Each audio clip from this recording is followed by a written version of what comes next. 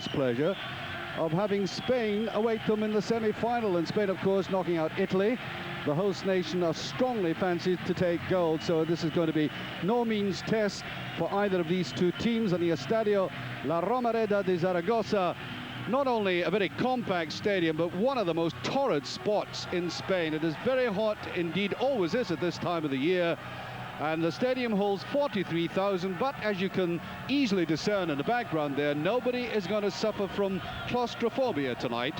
In fact, I believe that they might have hired rent-a-crowd for the next 90 minutes. A poor attendance for what really ought to be an attractive match. There's no question at all about it that we might see, and I hope this is taken only metaphorically, we might see a clash of styles this evening. Paraguay comes from the fringe of South American football, of course, and Ghana, one of the emerging nations. One of the nations we'll be watching in succeeding years, because they've always been talked about as having marvelous potential.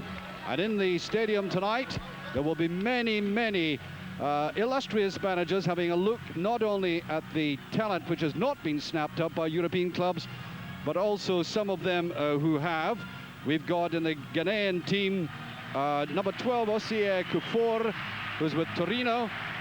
Isaac Assery, who's with FC Anderlecht. Gaga, number 4, who might come on later on for Torino.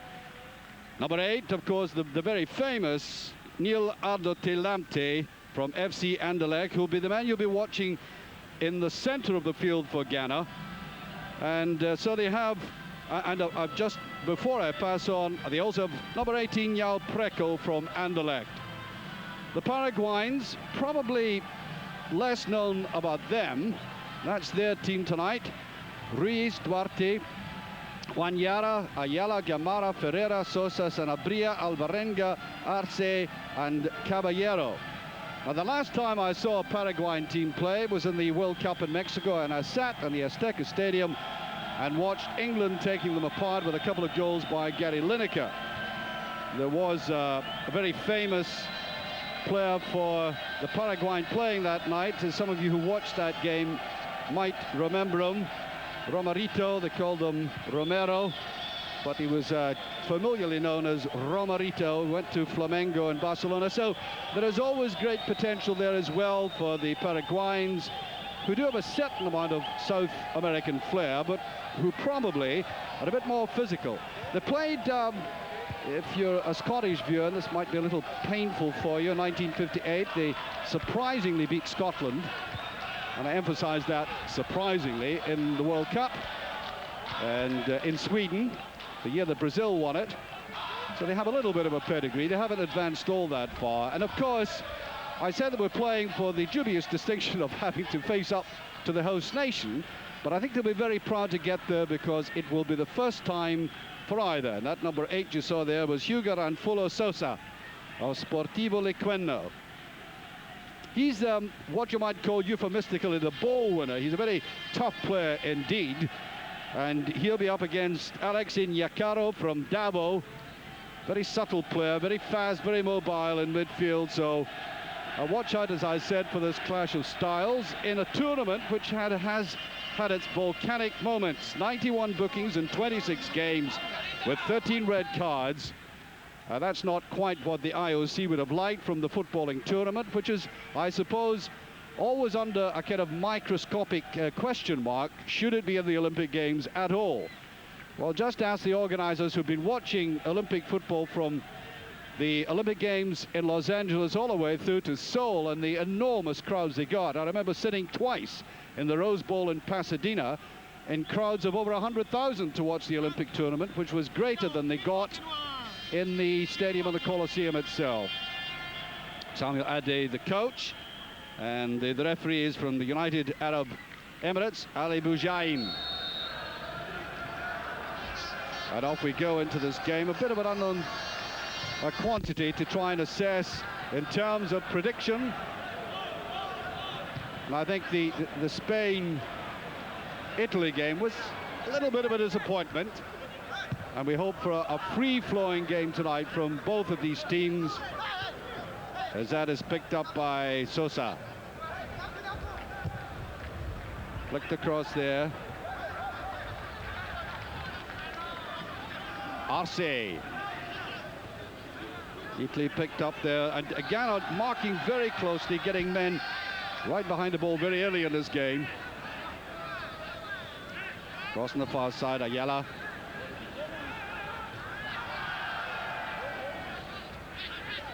This is Preco. Neat little touch there, and you'll see some little moments like that showing the ball control of the Ghanaians.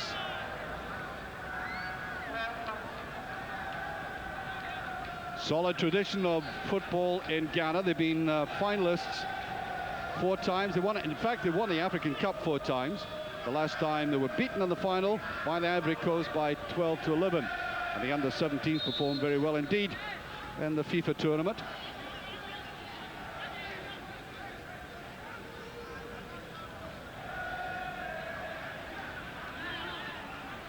Andres Duarte from Cerro Porteño. Watch this man, number 2, Duarte. You'll find he's doing a lot of overlapping. He's virtually, in modern terms, he's a fullback who becomes the auxiliary winger. Taken away there by Yara. And the free kick. The offender there is Lamptey, who really ought to be a seminal figure in this field tonight. And what a pity. Look at that audience in the back. A game, a quarter-final, a vital one, which deserves a better audience than this. And going in very quickly there was Caballero. The goalkeeper, Anthony Mensah from Kotoko. Having mentioned the African Nations Cup, it was enormously disappointing last time out, where the games were afflicted by that modern disease, teams scared of losing. And it all turned out to be rather negative. Well, it's a hit or a miss tonight, and I hope these players are not similarly afflicted. Taken away by Ayala. Playing for hands there against Preco. Preco brought into the side. 3 changes in the Ghanaian side. Preco being brought in, Ayi being brought in, Kufuor brought in from the last team. That's Kufuor, number 12, who plays for Torino. And in a sultry atmosphere, not just a test of skill, but of endurance and stamina. It may well be, with the lack of atmosphere in the stadium, we might not get the volatile game that sometimes the South Africans, or indeed the Africans, can produce. Headed away there by Ayala. Strong central defender, taken by Yara. And it goes to Sosa. Running away there, Alvarenga. And then followed up there by Mauro Cabella. The man you see there, Amankwa, right in the middle of the fence. Almost getting a free header there. Back to Ferreira. Nicely cut off. Ari.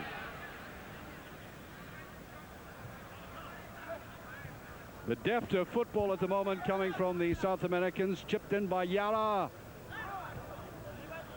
And away there by Enyarko. The break is on. The way goes Kuma. Well, they're short of a yard or two at the moment, Ghana. And swept away by that very tall and impressive character, Celso Ayala from Olympia. Picking up number 9, Kwame Ayew. I don't know if... Well, I'll wait until we get another close-up. You might see a resemblance between he and Abedi Pele, the very famous player with Marseille. And there's no surprise about that, they're brothers. Whipped in there by Ankamwa.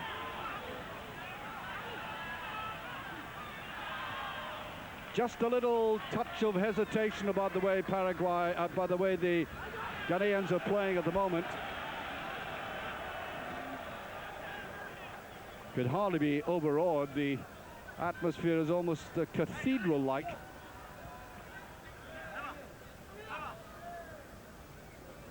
Touch there by Alvarenga. There he is, Alvarenga. Trying that searching ball, neatly taken there by Caballero. Looked as if he were being held back slightly. And Mensah almost getting down like a slip fielder. No problems with that at all. Mauro Caballero. Playing wide on the left and obviously showing already he's got a little bit of pace. And both teams just trying to settle in. We've played now about almost 7 minutes. Still no scoring.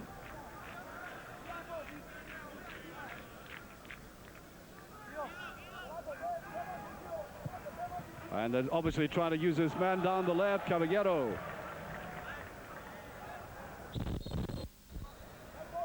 Free kick. Referee right on the spot. There has been some variation on the quality of refereeing in this tournament so far. 13 red cards, by the way, on top of the 91 bookings.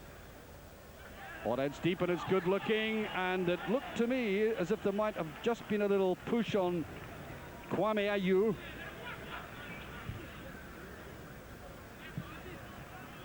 Will be playing in the French First Division for Metz. Not just quite the team that his brother plays for in Marseille, I may say. Now let's see a little bit of pace now from midfield. It's all been a little deliberate and predictable. Ayew forward, whipped away again. Ayala, very solid in defense at the moment. And looked to me as if Kuma pulled back on his man, but the referee just waves play on. This is Ferreira. The overlap by Duarte, as I said. You'll see him a lot, almost as a kind of conventional winger. Broken up by Asadi. Well, if they're going to break from defense like that, and the defenses are going to be tight, then that kind of inaccuracy is going to get them nowhere.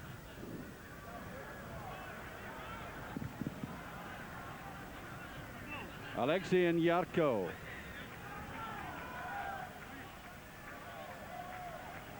I watched several of the African nations playing in Seoul in the last Olympic Games, and I think it was noticeable that up to about 3/4 of the way through some of the games they played, they looked well organized, well disciplined. In that last third of a game, they just seemed to disintegrate somewhere, lose the discipline, particularly in defense.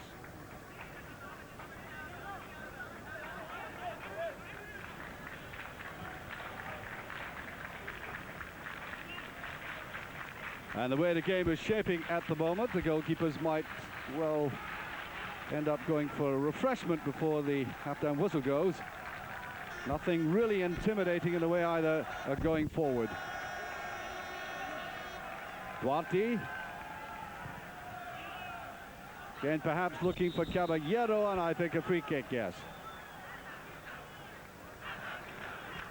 And Yarko brought down.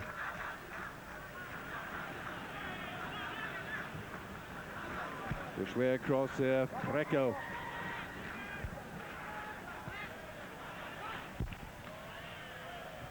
Well, you could see yourself from that close-up shot that there was no poise about the way he tried to part with the ball there. It was almost like he wanted to get rid of something, didn't want to hold on to too long. Nothing very constructive or creative about that.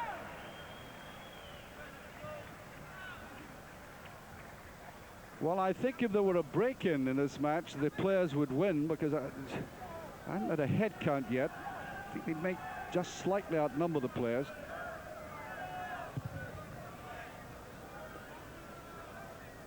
That's the scoreline with the opening 10 minutes gone. Yara. Ooh, he just touched it too far. Taken away by Nyarko. All the time in the world. Asari. Picked up there, and it's all a bit predictable, isn't it? almost bogged down in midfield. Oh, neat little turn there by Argi. And in the middle is Ayew trying to get a break. Oh, there's a chance. Excellent goalkeeping. Ruben Martin Ruiz from San Lorenzo in Argentina.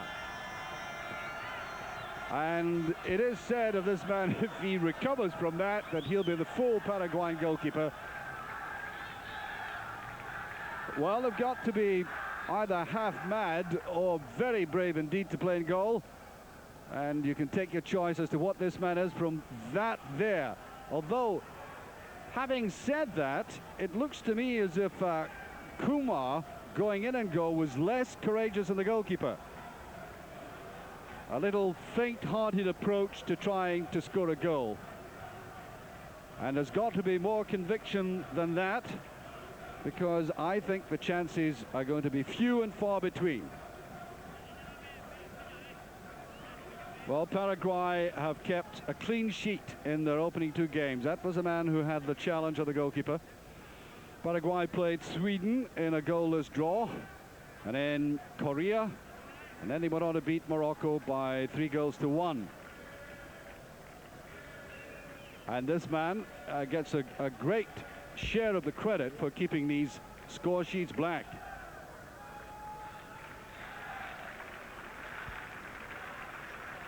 Well, if you were a betting man, who would you put your money on at the moment? Just get the impression there might be something up the Ghanaian sleeves.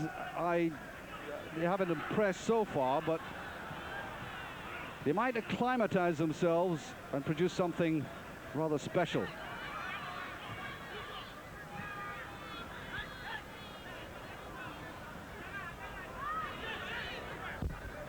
Asamankwa. Good running there by Ayew. Oh, a fair ton of pace, and he can't get away from his marker, though. The man I've been talking about, the strong and solid defender, Celso Ayala from Olympia, following him all the way. Just looked as if he might slip him, but he kept him in the net. But it does show you what I was hinting at there. I think there's something much more volatile in the Ghanaians than we've seen so far.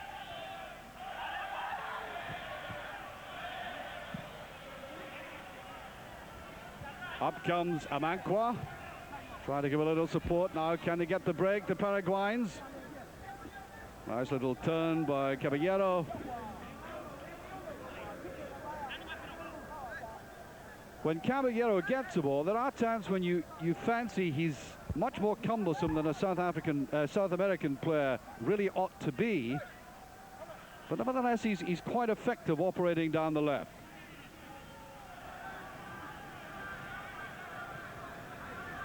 Asari. And they're certainly feeding this man, number 9, Kwame Ayew now. He's getting a lot of service. Breako. No, it looked a little bit predictable, that. Jink inside and go to the outside, and he doesn't take Ayala on. I beg your pardon, that was Juan Ramon Yara that time. So, throw. Amankwa.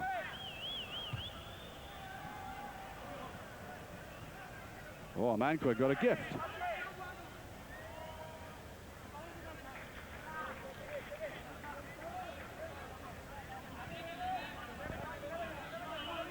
Looks like the little United States player we saw the other day, Kobe.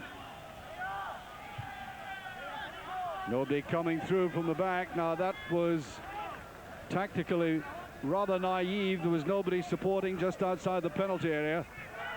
Well, that's a better looking ball. Can he take on his man on the 1-2? Out to the outside, oh dear. Terrible finishing. Now they spread them about a bit there, and it was Ferreira who came in for the final effort. And they really, I think that was the first indication of the game, of a defense really being opened up.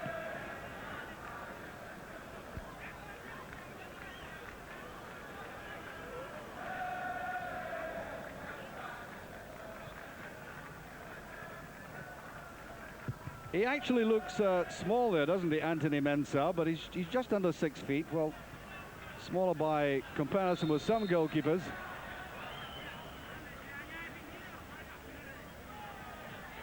It's a free kick.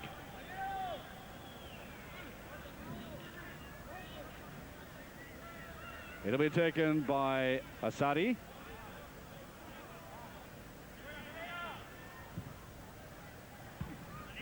Well, it looked terribly predictable, that, but does he get a free kick out of it? He doesn't. He was taken away, brushed aside almost contemptuously by Andre Duarte. Well, we haven't seen enough of that skill shown there by Alex Inyarko. Neat little touch. Well, the Ghanaians trying to grow in confidence. Preco. Well, that's a very good ball indeed, and it's in. The man who's been attacking and causing all the bother. Scoring that goal, number 9, Kwame Ayew. He jumped so well, the timing and the leap and the certainty that he was going to plonk it in the back of the net. And you've got to have that kind of touch to finish in a tight game. Up he went. And the goalkeeper, Ruben Ruiz, might have been slightly confused, thinking it was going to the outside of the post. And I did say earlier that Kwame Ayew had been getting a lot of service. And he certainly has capitalized on that. And full credit to the little player on the right, Preco, who set him up. Well, that little hunch I had about the Ghanaians at this stage is coming right. I thought they had that kind of subterranean quality which might surface, and it has.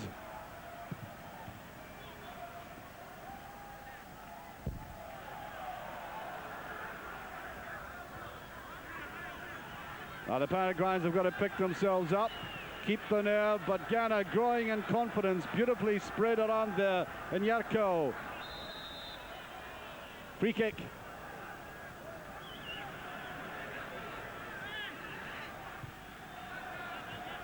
In there to Alvarenga. On this side now, Yara. Left that defensive role, coming forward with a goal behind. Yara going in, good position. And almost finished off. Ferreira coming up.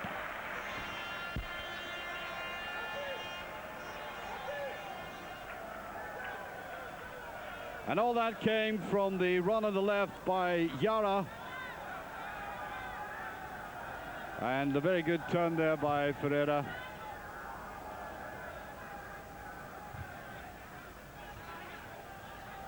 Well, that's a way to come back if you've taken one on the chin, as the Paraguayans certainly have.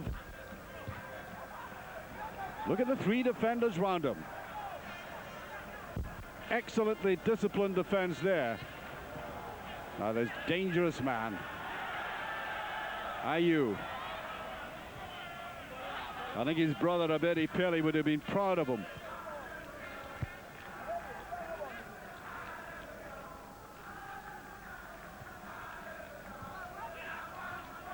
Slipped across there by Ferreira. Taken away there. Slipped across by Kuma. And I think it is noticeable now, to the delight of the coach, Samuel Ade, that the Ghanaians seem to be relaxing, becoming a bit more fluent and flexible in midfield. And of course, all African nations now are judged against the Cameroons in the World Cup in Italy. It doesn't matter what level they play at. People want to see this great, imaginative, creative fluency in midfield, which the Cameroons displayed. And that is a very hard model to copy.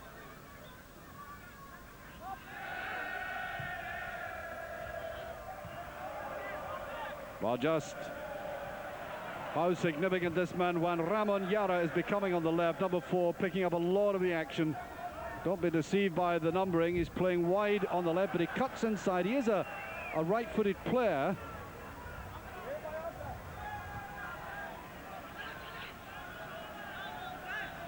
Kuma.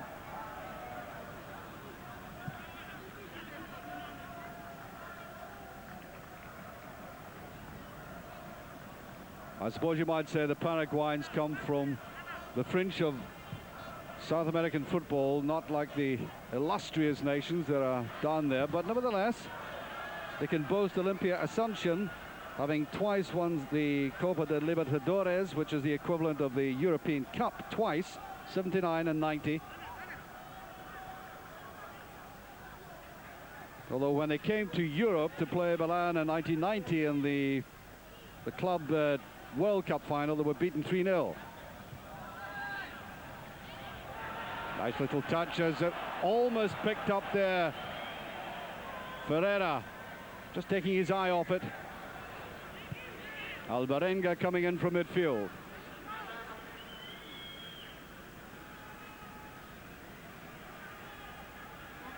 Yeah, I just think there's more in this Ghanaian team. There's more potential. Well, anybody can translate that.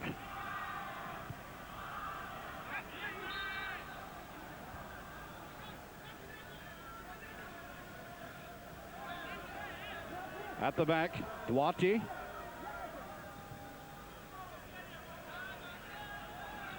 Push forward there. Kamara. No. Rather forlorn looking effort, that one.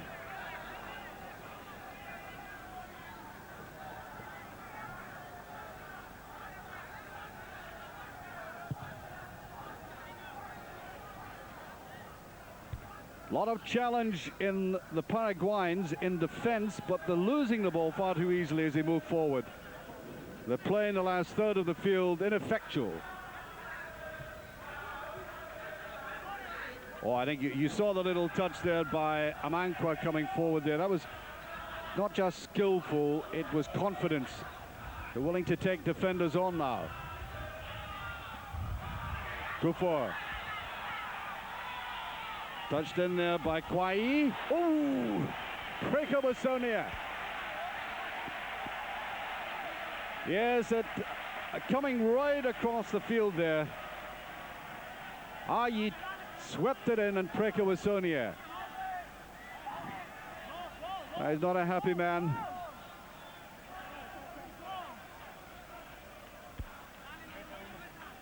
Watch number 18. He's got to stand in the goalkeeper's sight as this ball comes across. The fullback Amankwa with it. Well, they had well covered Kwame Ayew that time, realizing the dangers. Picked up here by Kufor. And clearly this man, number 9, is going to be very good in the air. He's already shown his skill and his pace on the ground. And he has the complementary asset of getting up very well above big defenders. Defenders taller than himself. Oh, neatly, they're cooler. They are definitely cooler. Another goes from Kwai. Picked up by Ayew. Back into Kufor. Lenaryi. And I think this, if I can call them paltry audience, beginning to appreciate some of the football the Ghanaians are turning on in midfield. Man with a disgruntled look there is Ricardo Sanabria from Cerro Porteño.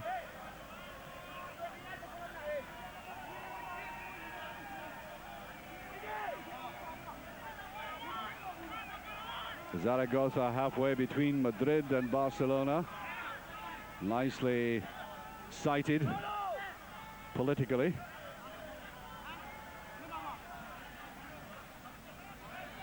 This will be taken by Ari.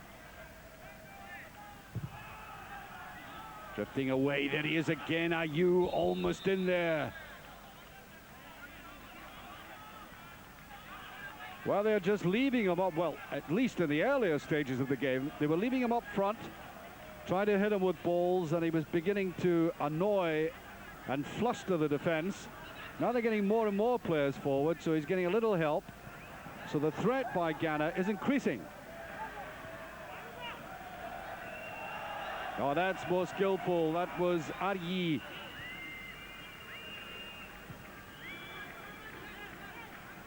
And you've got to have confidence before you turn that on, and their confidence is growing. 1-0 up.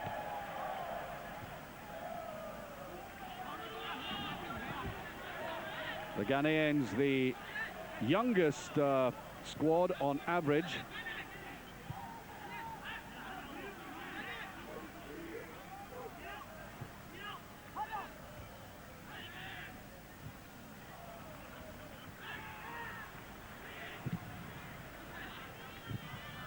Swept away there. Ari. Oh, good run forward. Looking to the outside, surely offside, yes. By about a couple of yards. I was talking about the average ages. It is an under-23 tournament, of course, but some nations have been using the under-21 competitions that they've had as the basis for the Olympic squads, and Osei Kufuor from Torino is only 15. Quite astonishing.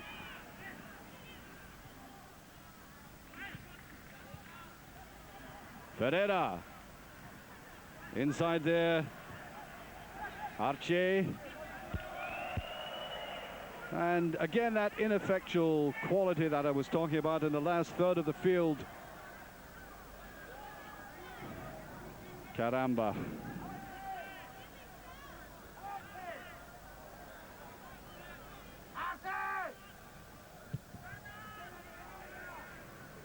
Way wide now. Preco. Just going out.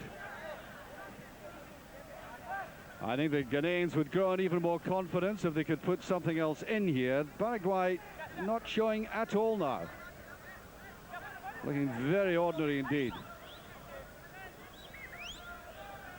Ghana beat Australia, by the way, 3-0, and of course they might come up against Australia yet. They're playing in a semi-final. Pereira. Side to Alvarenga. Getting a little bit bogged down though. That's wide again to this man, Yara. Well covered that time. And Paraguay get the corner kick out of it.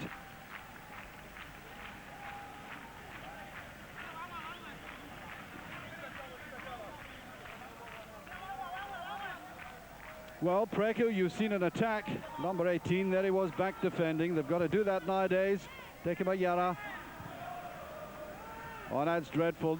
Not so much. I mean, you would not object to a ball that's pulling a goalkeeper off the goal line, but where were players coming in from the right-hand side?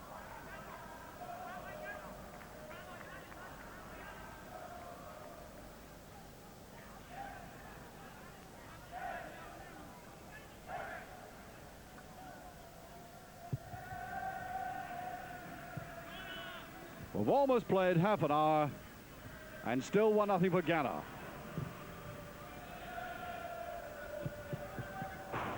And I think that's a little predictable. You could see the number of Ghanaians getting back there as soon as he tried that long diagonal ball across towards Yara, running from that midfield position. I think they've now sent them a letter about that, signed and sealed it. You know where that is the only danger really that there's been in the first half, that move. So it's a free kick. That's the man I was talking about.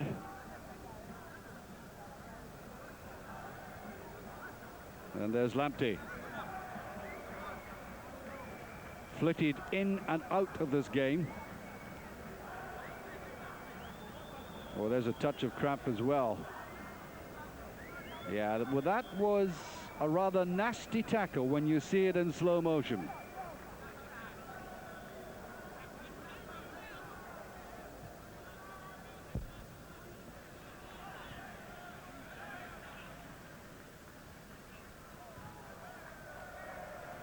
Yara.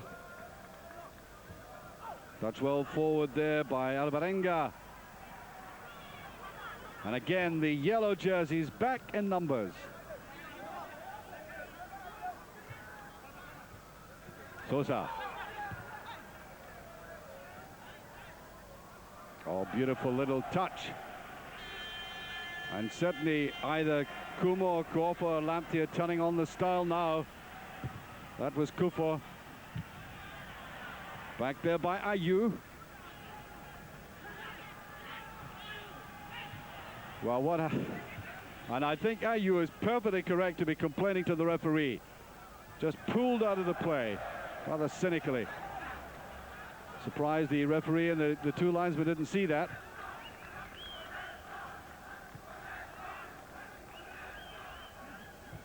Amankwa.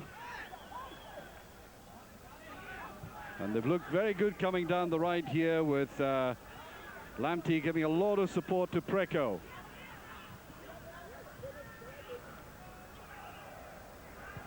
Well, that was laboured, but he got freedom as Pereira came in, and again that excellently drilled defence, just picking them off. They look at an extremely fit team, the Ghanaians, and perhaps they have a seasonal advantage because their championship runs from January to November. So I suppose in terms of training and development over a particular number of months, they could be considered to be, you know, mid-course at their peak. Whereas the South Americans, I suppose, are only at the start and our players at the end.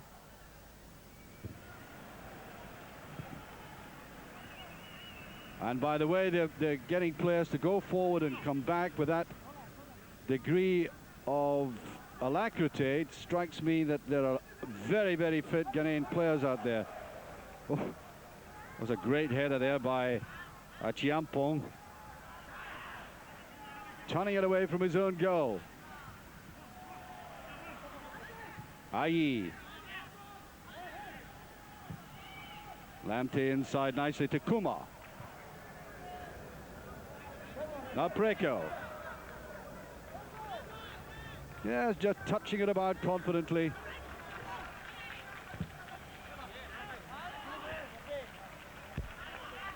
And it will be fatal for Paraguay to let them do this, especially if they can unleash passes from midfield to runners like Ayew and Kuofo and Preko, whom we see on this side of the field.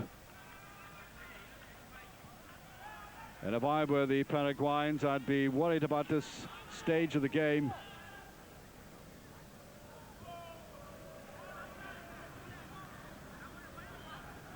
Having said all of that, there's only one goal in it. Virtually anything can happen.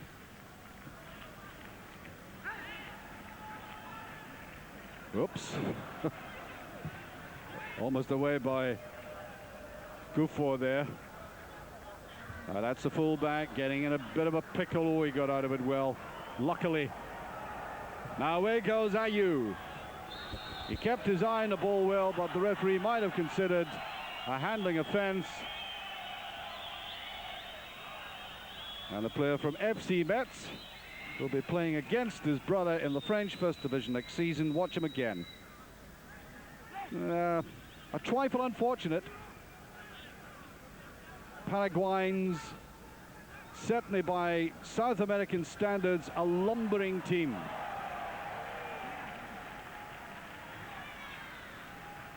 They do get a corner out of it, though. Bernard Ayew. He comes from a team romantically called the Heart of Oaks, which is in Accra, of course. Corner kick.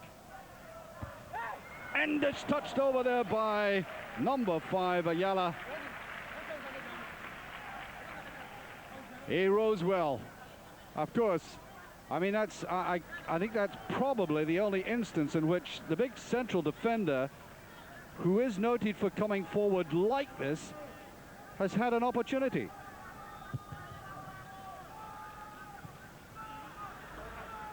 Now, will this give them just a little bit more sparkle? Picked up by Yara. Well, I think the crowd in the back said it all, that ironic cheer.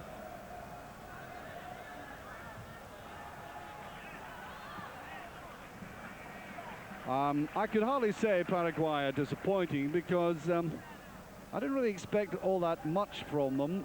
I thought they would be solid enough, a bit more physical than maybe some of the other South American sides.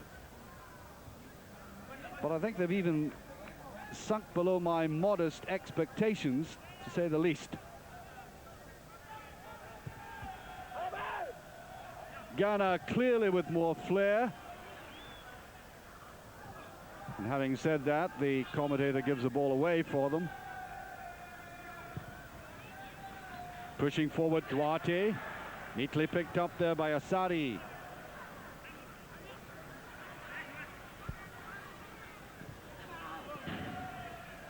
And I think Ghana, if they really want to keep going in this game, do not want to mix it with the Paraguayans. I think they will use a weight eventually. Be very surprised if they don't get slightly physical in the second half. They're trailing 1-0, showing nothing terribly positive. And picked up here now by Alvarenga. Oh. All petering out very badly. Alvarenga, the player you last saw from the Mandiza Corrientes in Argentina, one of the players who's considered to be above the average in Paraguay, selling himself to Argentina football.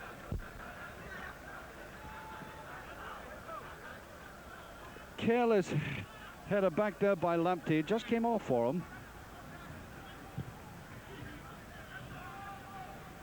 And that's better play there by Duarte. He came forward, he's looking on the far side for Ferreira. Is it just too much? Just kept in.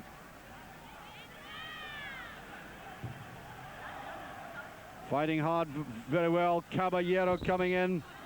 And I think the referee giving the benefit of the doubt to Asari. I think it was quite a legitimate probe there by Mauro Caballero.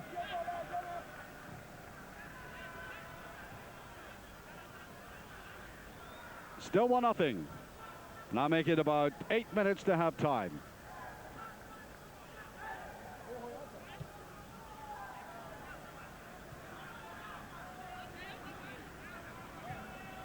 Sanabria. Coming forward again, Duarte. A little lob you would very politely call speculative.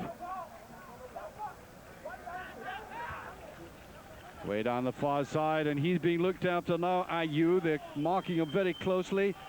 If it's not Ayala, it's Gamara who came across there. Gamara, who is the captain of the side. Looks slightly older than an under-23 Gamara, though I watched a FIFA under-15 World Tournament which was played in Scotland some years ago, when some of the Saudi players looked as if they were near the old age pension mark.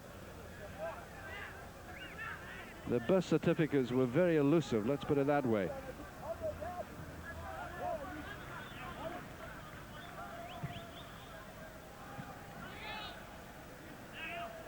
Picked up there by Alvarenga. Yeah, the Ghanaians just getting slightly casual. I mean, I think they've got the winning of this game, but they're drifting into acceptance of that fact, and that is dangerous. Meanwhile, Ayew got one right on the face. Chelsea Ayala.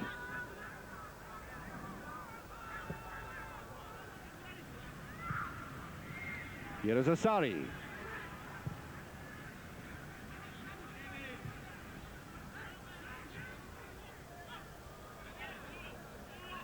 Brought down by Gamara, sent inside again. Way wide. Alvarenga. So 5 minutes left for Paraguay to pick themselves up to something. That's what I said about the rather casual play creeping into the pattern in midfield. Ayew. 1-0 is never enough in a football match, despite the obvious superiority of one over the other.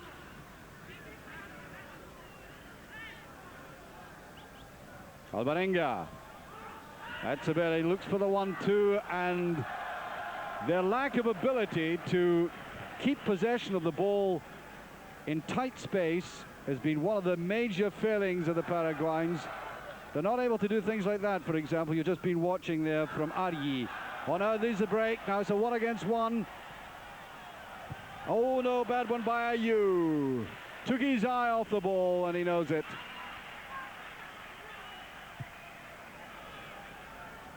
He did the right thing. He committed himself to the shot. I think he was trying to slice across it with his right foot. Maybe put a little bend on it.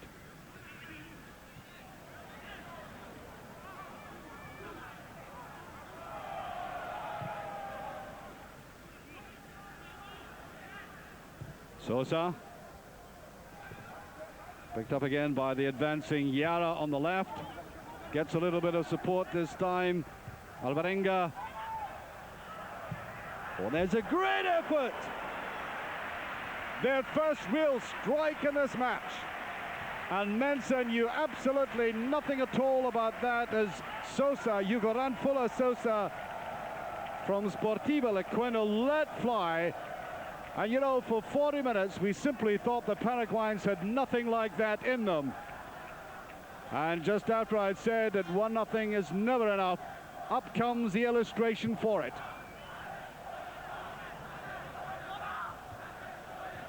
Well, the game could do with more of that, that's for sure.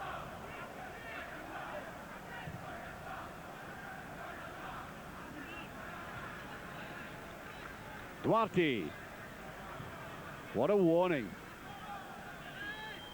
Warning to the Ghanaians to arouse from the slumbers. Free kick.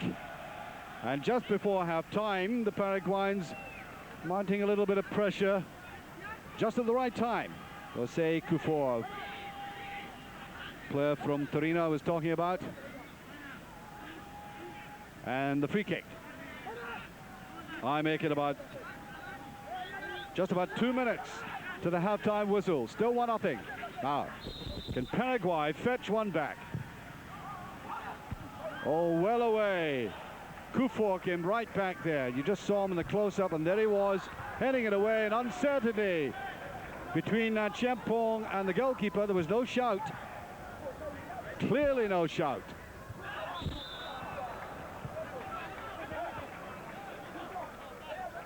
And they've suddenly realized that they can maybe penetrate this Ghanaian defense. And what they haven't done significantly is throw their weight about. I mean, that might be something they have to contemplate.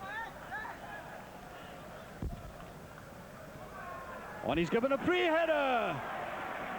Oh, where was the Ghanaian defense on the left? Quite incredible, the freedom he was given there. Duarte coming in. Just watch it again. A very good blind run, and they were simply spectators. He didn't get it quite right, of course. After all, he is a full-back, getting away from his marker well, and Asari will have to ask himself some questions about how his immediate opponent slipped in behind him like that.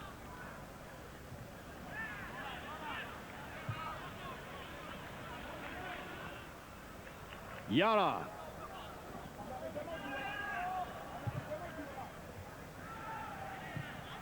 That's the time. The score is still 1-0, and we've seen the very best of Paraguay in the last 5 minutes. I'm not quite sure if they've been rather overawed by the kind of fluency of the Ghanaians and not wish to come out of a kind of defensive shell, but exerting that kind of pressure, Ghana has looked vulnerable at the back.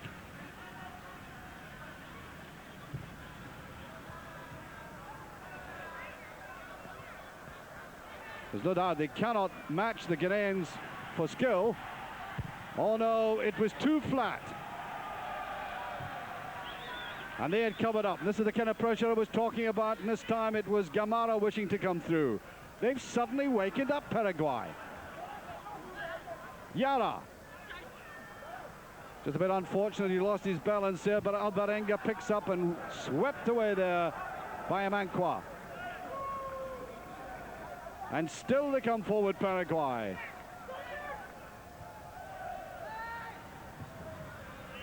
Much their best spell in the match. And all ending. Push to the foot here. Kumar.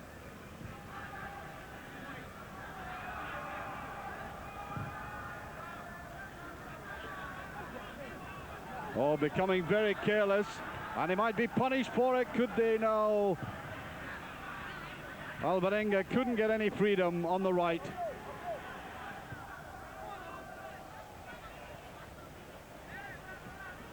Well, I mentioned earlier that the Paraguayans simply had not used their physique, if you like. Now, I don't mean that in a negative sense, but they haven't tried to intimidate by being much more powerful and aggressive the way they come forward. And then in the last 5 minutes they have. And have showed ways of breaking down this defense. They look a more powerful team now. Will they get a free kick out of that? No. Well into stoppage time, it's still 1-0. And that might promise for an interesting second half if the Paraguayans are picking up the game like this.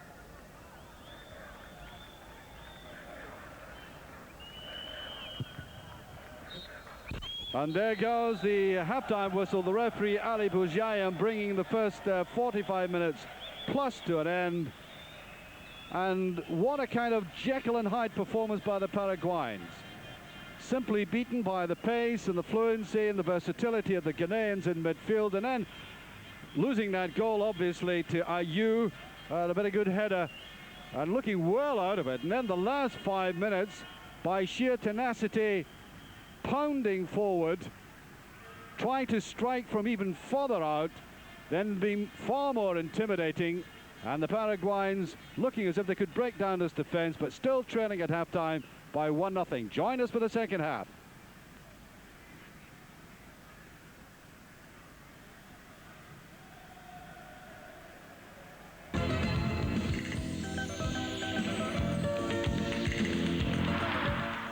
Ghana, who are leading by 1-0.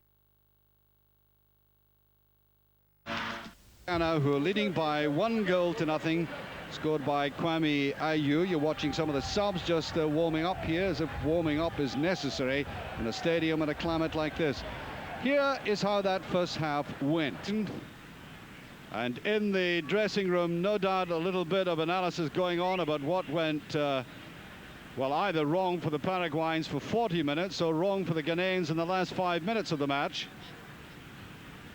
There's no use in having skill and flair if you can't keep going, and the Paraguayans might be encouraged by that aggression. Do join us in a moment for the second half. Back to Eurosport's coverage of the second half of the quarter-final between Ghana and Paraguay. Ghana leading by 1-0.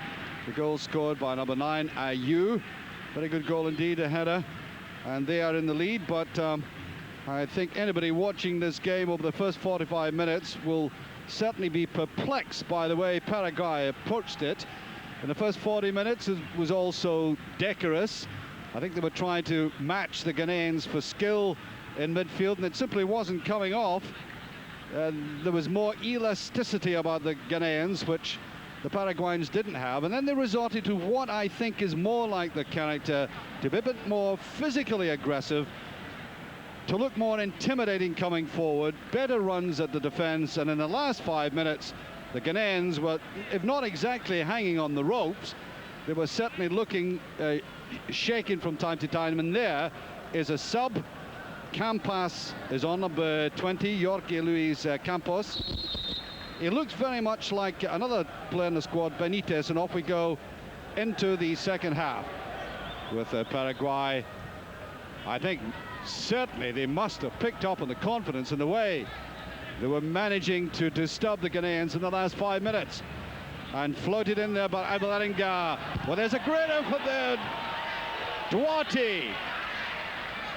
Up he came, and that is a kind of running I was talking about that was happening just before the end of the first half, going straight into the heart of this defense.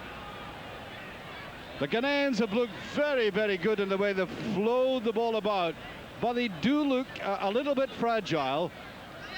And the bigger and more physically attuned Paraguayan players, I think, could show something here and make an impression. There it goes, the more direct pass. And this could be interesting, an entirely different change of style and attitude by Paraguay in the second half. Oh, we're getting another substitution. Number 7 about to come on for Ghana. That'll be Ali Rahman. They're just preparing to bring him on. Trying to catch the referee's eye. And already number 20 from Paraguay, Campos, is on. Campos, off he goes. Ayu, who I thought played rather well in the first 45 minutes. Off he goes, and on comes that player I was talking about, Rahman. Ali Rahman, midfield player who comes forward a lot, aggressive player. Run down this far side by Preco. Well, that's very interesting indeed, because what we had in the first half was Preco attacking the Paraguayan defense on the other side of the field. Now they've shifted him to the left. There he is. Oh, they want to come forward now. That was Lamptey. Neat little touch, and the game boiling up a little bit now. That's what we need. A little bit of ebb and flow that we didn't quite get in the first half.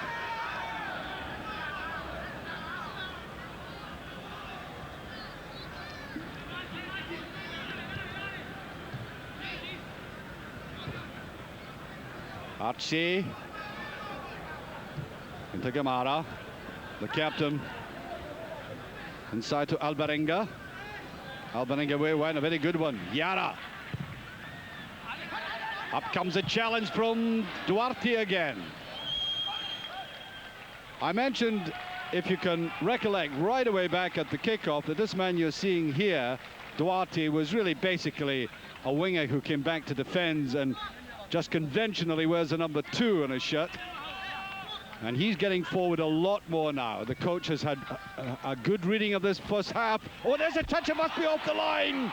And they're appealing for the goal. Looking away across to the linesman. Whipped off the line there by Asari. They really thought that was over. Now, I don't think we're able to see from this angle.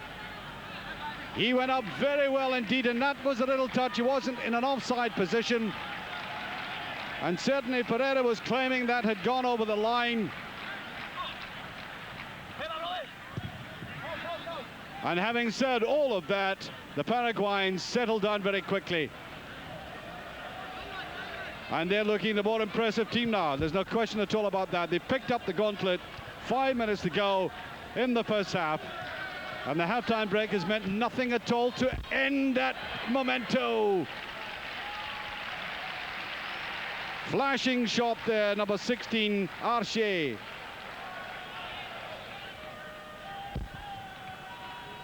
A much, much better half. We've only played about 5 minutes. And the Paraguayans have realized they've found perhaps a key to disturb the Ghanaians. But really, I think, facing a bit of adversity now, and Duarte coming forward more and more on the right. Now, can Ghana just cool it a little, stroke the ball about, keep possession, not be rattled? That's really basically what their aim has to be now. Swept forward there by Asari, the man who just cleared the ball off the line.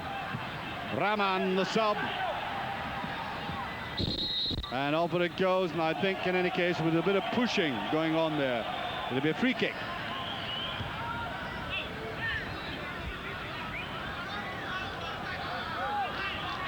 Forward they go. Pereira. Looking as far side again. Looking right across, and we had Alvarenga breaking away on the left as Duarte tried to pick it up.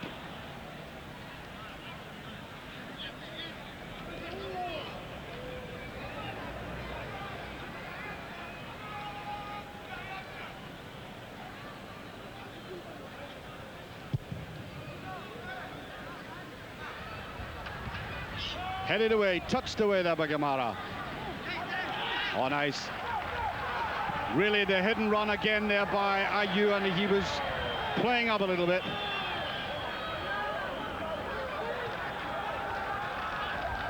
Referee not letting him away with that one. Good run on the outside, and what a change in this game. The whole complexion of it is. There's a challenge from Paraguay now. Oh, Ferreira let it go well beyond them. I think he felt that Yara was coming up as expected on the left. He was about 10 yards out of touch, though.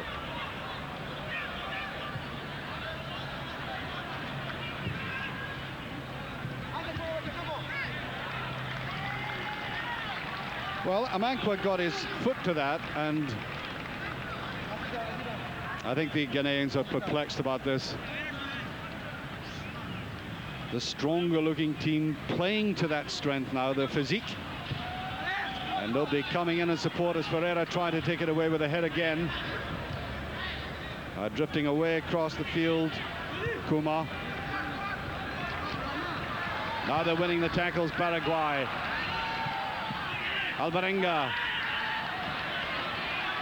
And touching it inside, he's going to try for goal!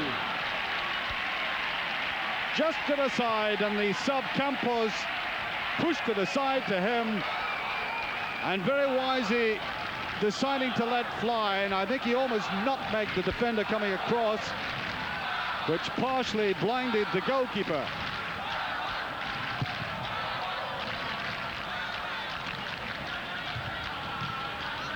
Certainly very well set up there.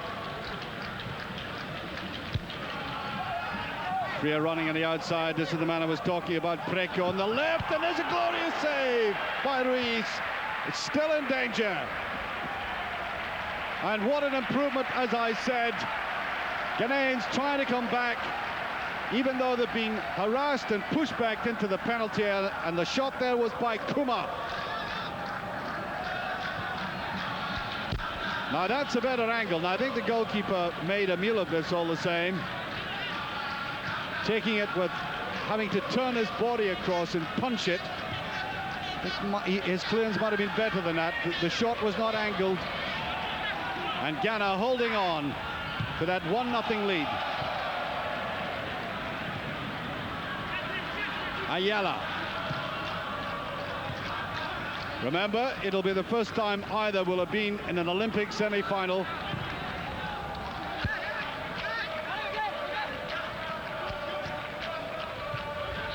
More and more Paraguay getting better service in the last third of the field. Swept away forward. Numbers picked up by Sanabria. Now taken by Lamptey. That's a good-looking ball. Picked up there. Rahman coming in, and there's a great chance, and just tucked to the side. It must be a goal. It's a second. It's a second for Ayew.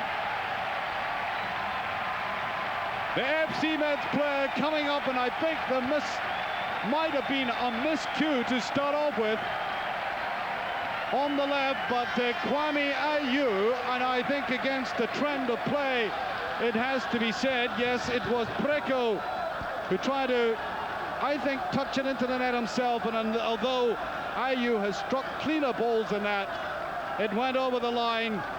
2-0. And just at a time when Paraguay looked as if they were coming back into the game strongly. Now, will this kill them off?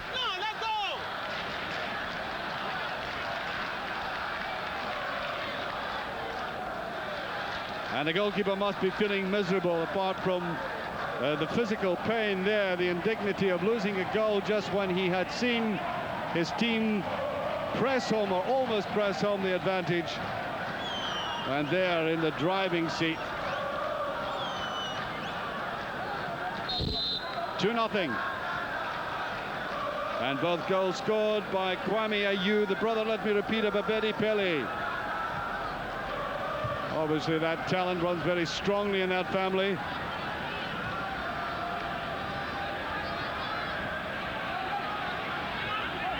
It'll take an enormous effort for Paraguay to pick themselves up from that. I mean, one goal in it, they were looking good, and now this could put them flat on the back. This really now is a test of character.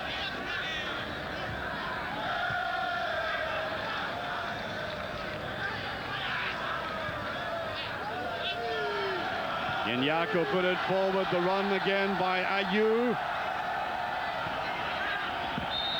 That goal coming in 10 minutes, and we'd hardly seen Ayew in the second half. Well, we've certainly seen him now. He has placed a very large imprint on this game.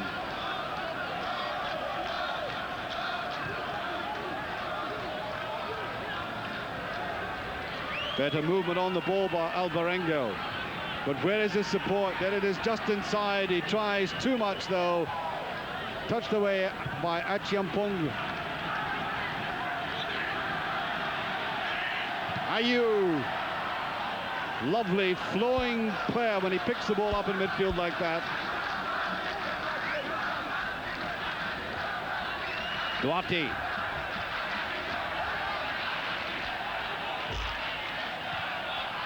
Touched in by Duarte again, and they badly need a goal. And if they don't get one in the next 15 minutes or so, I think you'll see them sinking. Away by Achiampong. Easily picked up by Kumar. On to Achiampong. On the far side to Amankwa.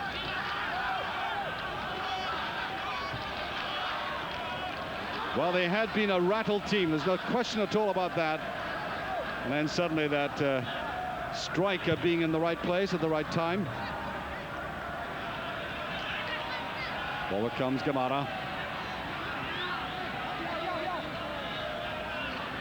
Back goes Ghana. Nice, neat little turn there, pushed to the outside by Campos. Duarte, well taken out of the game. Neat little touches by Kumar. Oh, and gets a little bit too clever by half. Look at determination about Paraguay, but they'll need more than that, because look at that tackling now by Ghana. It's clean and incisive, which it has to be. Tackled there by Kufuor. Just playing it out of play, making it simple.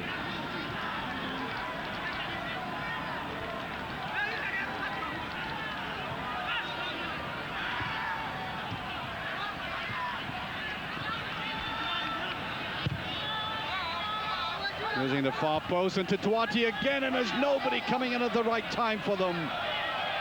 And that man Duarte, if he can get the service on the right, either by foot or by head, is touching it back into the penalty area. And even though they know it's coming, he's always getting that ball, he's always getting the final touch. Kumar likes to hold on to the ball and drag players towards him. Asari. Well, asking a little bit much on that far side.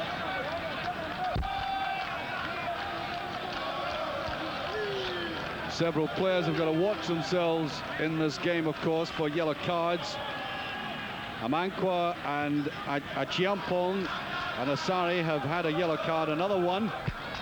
And if they were to win the way through to the semi-final, they wouldn't be allowed to play.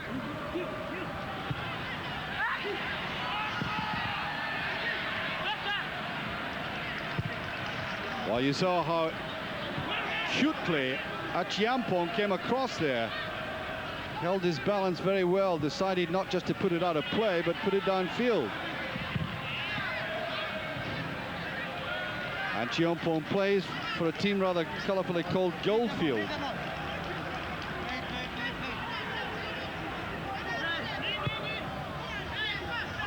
And I think they might be getting a little nearer the gold, Olympic gold tonight.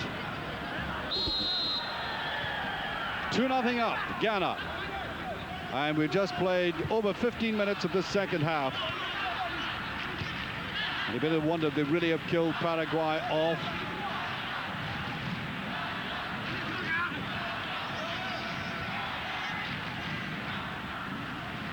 It might have totally dispirited Paraguay, that second goal, but they don't look it yet. They're still coming forward, and that's a better shot. A goal!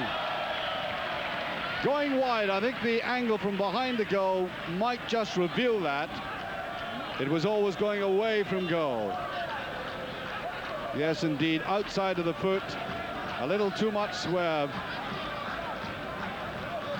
And again, Sosa. You saw Sosa in the first half deciding to let fly, and I think his coach has said to him, don't bother about waiting to see the whites of the eyes, just get in there. Alvarenga, and the substitution as Nefa comes off. Alvarenga off. Nefa now on.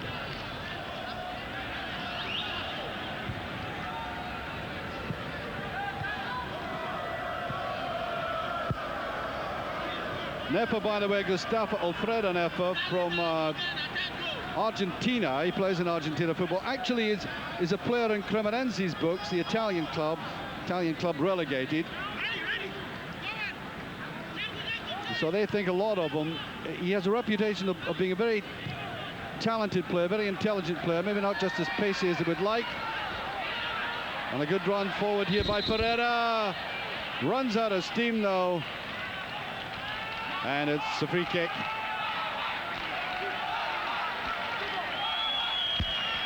Yeah, free kick to Paraguay. Interesting little position there. That obstruction brought about that free kick. And a yellow card produced. And Achiopong has already been yellow carded, as I said. Which means he misses the semi if they get through.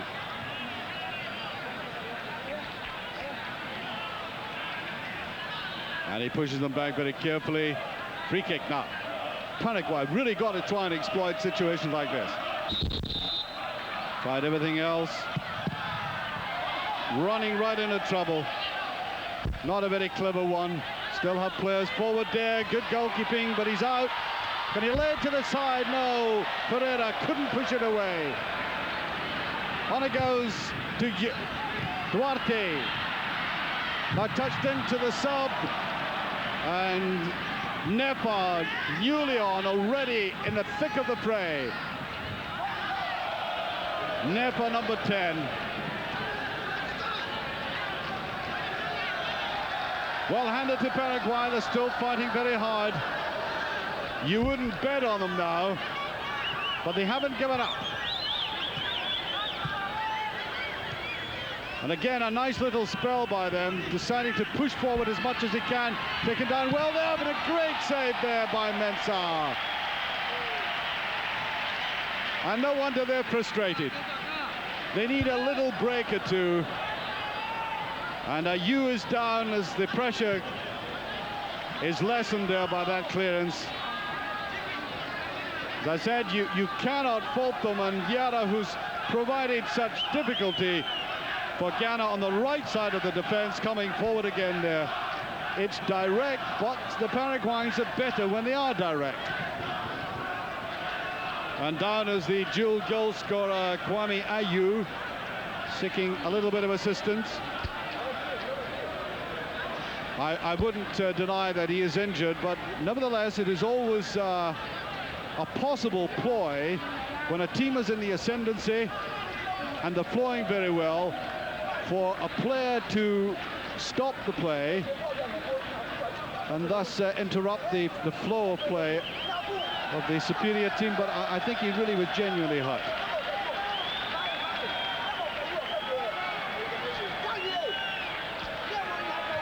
What a yellow card for Ayew. Well, well, well.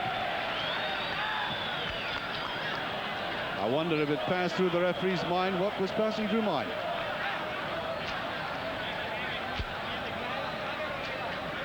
Didn't think he was too badly hurt, that's for sure. Anyway, the pressure went off the Ghanaians. The pot went off the boil.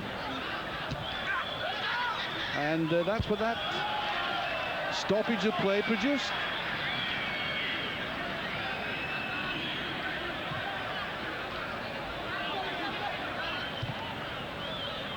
Body followed by Caballero.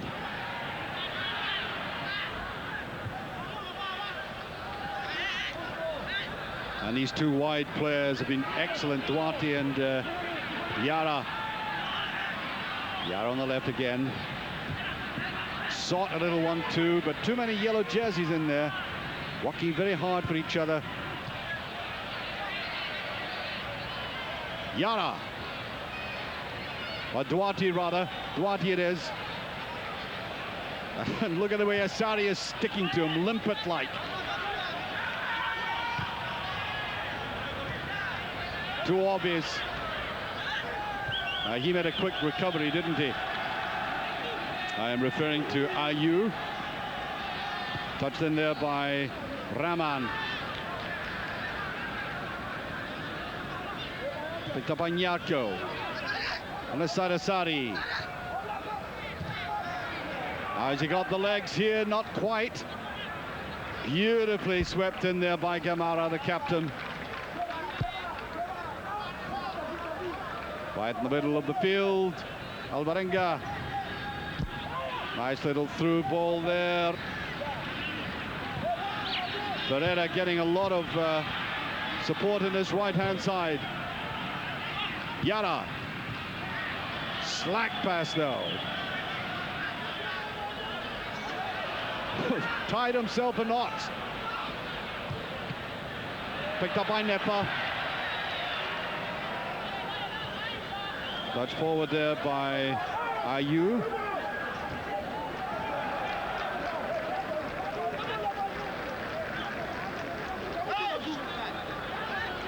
Well, the Ghanaian coach, I think, realizes things are going well for him.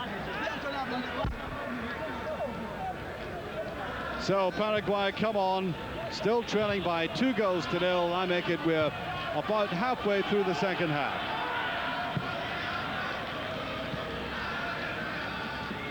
It must be extremely galling for a team to realize that they have found a kind of semi-solution to how to break down a defense when they're 1 goal behind, then suddenly they're 2-0 behind. But that's a better move, and the final ball not effective enough.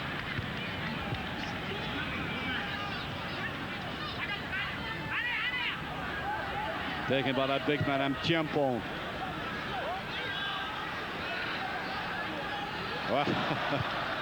Well, it's always good when it comes off, but that was totally fortuitous.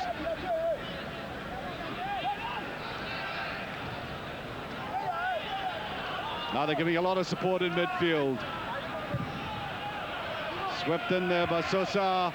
Neat little ball back there. Can he get his shot? And he can! Oh, it's just passed. He did so well, Pereira. Francisco Pereira. And a little bit unfortunate. Now let's see from behind the right angle. Right to go for it, and oh yes, a little bit unfortunate. That could have gone to either side.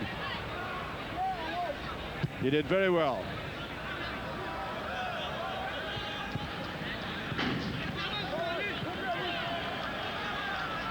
And you just get the impression now that things are not going to work out for Paraguay.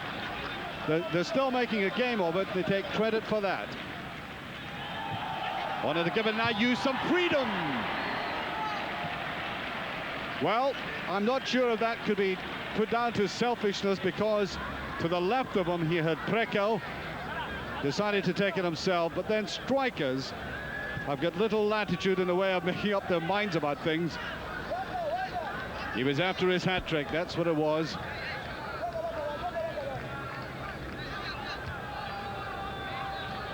As I said, we're just over the halfway stage now. 20 minutes remaining. Well, there's a bit of freedom. Picked up by Nepa. Trouble is, he didn't have all that much support close to him. Produced by Alvarenga.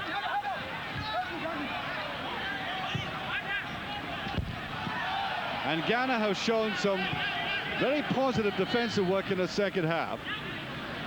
Just every now and again I got the impression that they might buckle, but they haven't. They've had that little slice of luck. But they're still 2-0 up. That's what counts. Alvarenga comes forward and a good run on the outside. Duarte again. And where oh where with a number of players in the penalty area. One of the best players afield, there's no question at all about that. Neat little chip. He really needed not just that solo player you saw there on the 6-yard line, but at least three. They went up.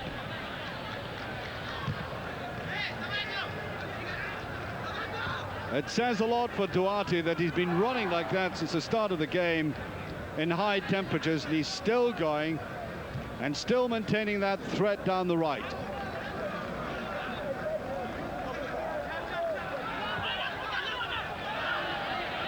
Sosa. Arce. And I think offside, yes. Offside, Ferreira. Anguished look on the face. Realizes that the hands of the clock are very much against them.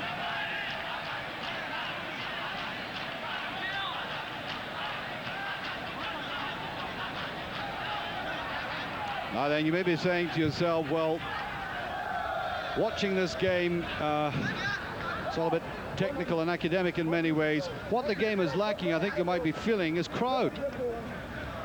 I mean, all these efforts at goal would produce in a stadium, a filled stadium, the kind of atmosphere and the reaction to the play. And it's lack of reaction we're getting in the moment, but you can't fault some of the play on the field, which has been technically very sound and sometimes quite inspirational.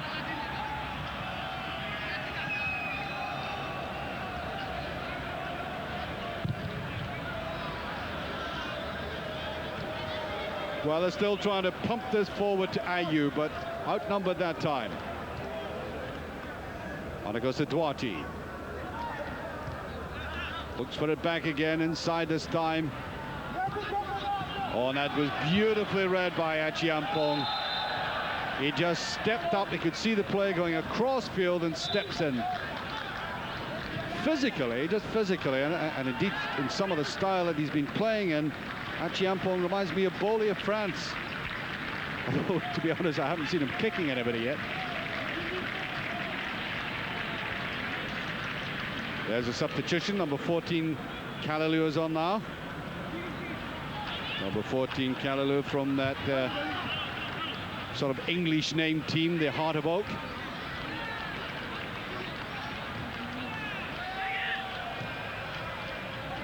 Where goes wide. Duarte again. Back this time to Sosa. A tired-looking pass that time by Sosa. So many yellow jerseys back in defense, and they're simply leaving Ayew up on his own.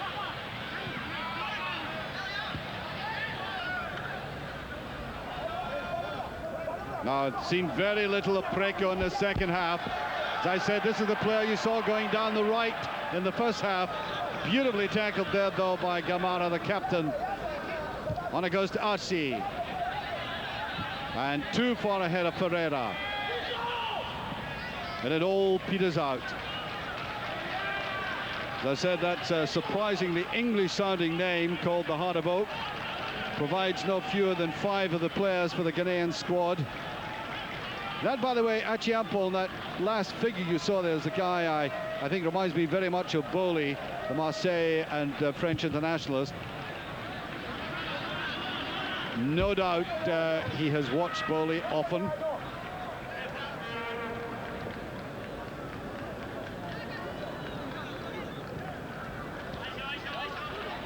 Never. That's a good-looking ball, almost getting through. Superb play there, though, by Amankwa, the fullback. Not a bad ball to take the way he did, and again, just off balance. Well, as I've said, you've got to compliment the Paraguayans for trying the way they have. And Campos getting into a fine position, but unable just to get the right poise to put it away.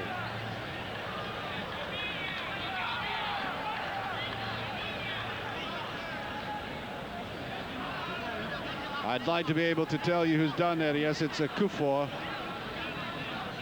I think he's twisted himself. Let's go back to that miss there. It's one of these games where I think frustration begins to affect the final touch and finishing. And I think you saw it there. Kufo going off tragically.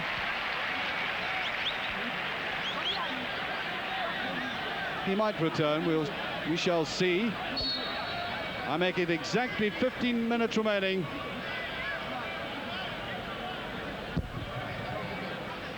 It looks a pretty hopeless task now for Paraguay.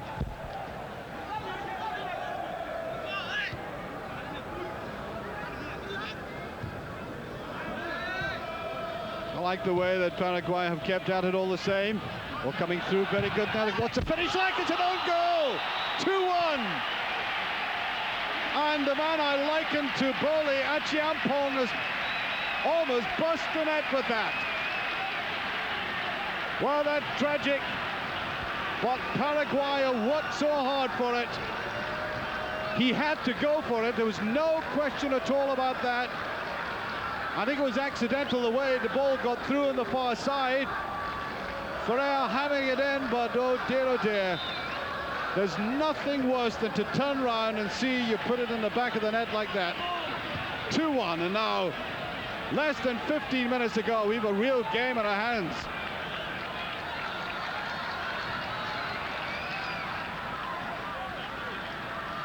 It's not the first time I have written a side off at a commentary and to come back and prove me wrong. I don't mind being wrong under these circumstances. It makes for good entertainment, and I think Paraguay are going to throw everything at Ghana now. Well, there's another, oh, surely offside. I would have thought so. Campos coming forward. So, stay with us. Anything could happen in this game. No, there was a touch there, and I wonder if that was a clear miss. It looked at first as if he might have been in an offside position. A look back at that again suggests there was certainly a deflection off the defender, and he may not have been in an offside position when that happened. I'll put that down as a miss. And the Ghanaian lead is now the slenderest of threads.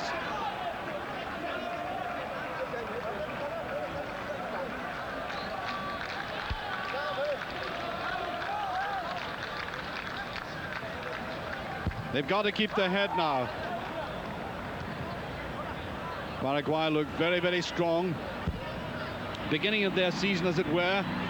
Ghanaians in mid-season, I think I mentioned that earlier on. And so it's a test of fitness apart from anything else.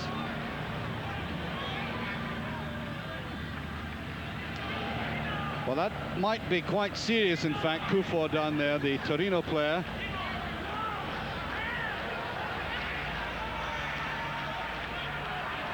And of course, they keep providing the ball and a quality ball to Kwame Ayu up front. He does have the ability to turn the tide. This is Amankwa. Long throw specialist, and Ayu was up for that. There he is again, Amankwa. Slag pass by Lapti. And I think a free kick to Paraguay right on the halfway line.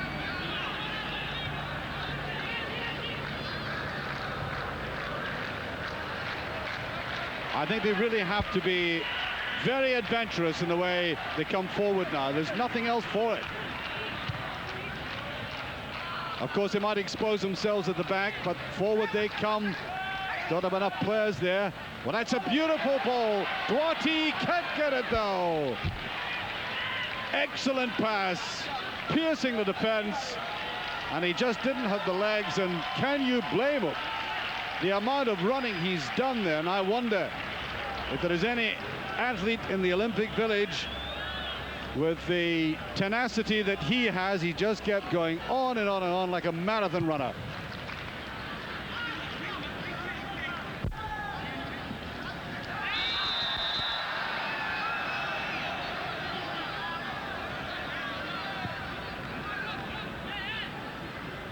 Asi. Now they're driving in from midfield, and that is a little bit too much, maybe. No, he gets Wood still in play. Can he chip it over? What's the finish going to be like? Oh, he's done it! It's the equaliser. Number 20, Campos, the sub. pulls it back, and they are back from the dead. Paraguay, can you blame them? If the poor man survives that scrum and goes on to finish, it'll be a bit of a surprise, as 3 defenders he passed. A little bit fortunate to get that break, but he slipped it back for Ferreira so coolly. And then comes Campos to bury it past 1, 2, 3 men. It looked as if the door was totally shut. 2 each.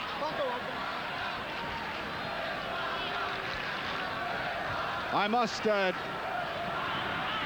make it even more of a habit to write teams off just so early in the game. Campos, the scorer. And so little time left. Now, where does your money go? The Paraguayans are finishing the second half the way they finished the first half. And that is simply by being physically aggressive, using a lot of direct runs, and it's paid off for them.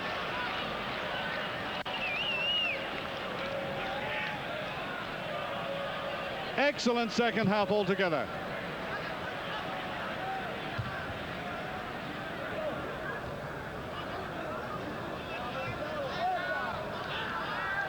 And again picked up by Paraguay, driving forward. Duarte running on the side. No, Ferreira picks it up. Ferreira. They ran out of steam though. Taken well away by Nyarko. The break here on this side. Preco trying to go for it. And you get the impression that Ghana have run out of ideas. They're simply trying to stem the Paraguayan tide more than anything else. Could go anyway, but I fancy Paraguay now. Famous last words.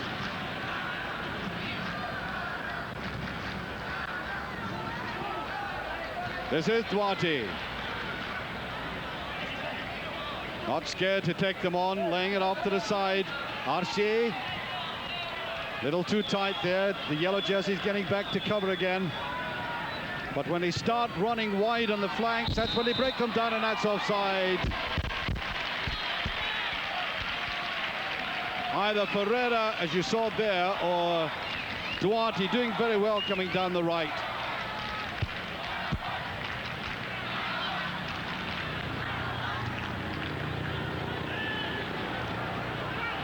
And just in that offside position, well. I don't know, looking at that picture again, suggested it was very, very even. Remember, when they're in line, they're onside. That's what I was talking about, getting the ball down the flanks like that. Good defensive work. That was Rahman who came back defending. 2 each. The game closing down towards the final 90 minutes.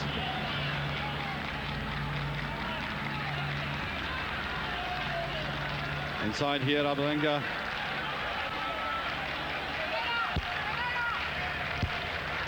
Touched in by Sanabria. Well, that's a very good ball. Now he's got Duarte inside him. Good turn run by Campos, and he's outnumbered. Ooh, he gets away from it in the final ball a little bit too high. It's still in play. And he got a corner out of it, surely. Well, Campos elaborated on that a little bit too much. On the other hand, the Ghanaians had got their defenders back in numbers. It'll be a corner kick. And this is where they look good, where Ayala came up and Gemara and Sosa, and in went the tackle. Ooh, that makes you cringe when you see it like that. Ferreira getting it. Low down in the shin.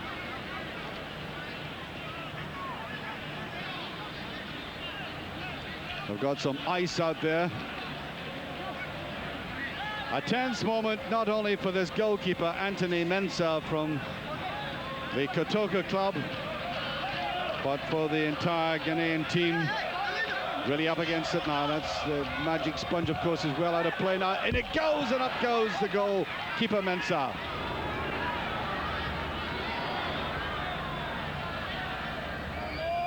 And look now how deep Ayew is lying.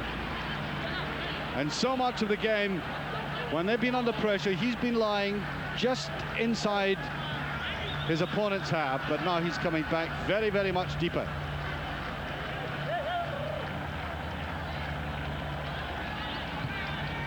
It's again played wide. Flipped forward there by Sanabria. Lying back deep, Ayew. In the middle, Achiampong. You probably won't like to see this game again. Preko. Trying to get people forward. Nice little attempt at a 1-2, and it's a free kick. It's a free kick in a very interesting position indeed. Now they've got several players who are very good with the dead ball situation. This is how the free kick came about. And they have got Lamptey, who can hit it in well, Achiampong himself, Ayi, and Ayew, and they'll have to cover up now. There's very little time left. I make it about 3 minutes. The game so very finely balanced, 2 goals each, and little moments like these can be the deciders.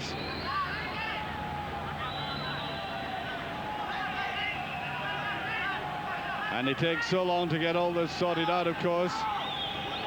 In the lineup there is Preko for Ghana, and there's a yellow card for Ferreira. Ferreira getting the yellow card, number 7. And he's been dragged back there by a teammate.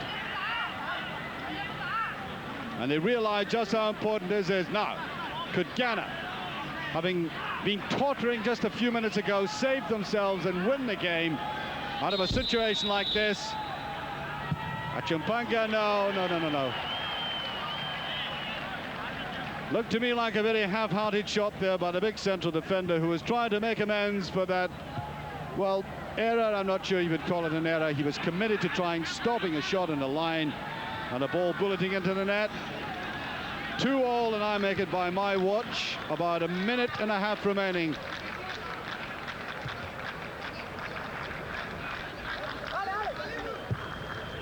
Swept forward there by Nepa, who's played very impressively, having come on as a substitute in the second half.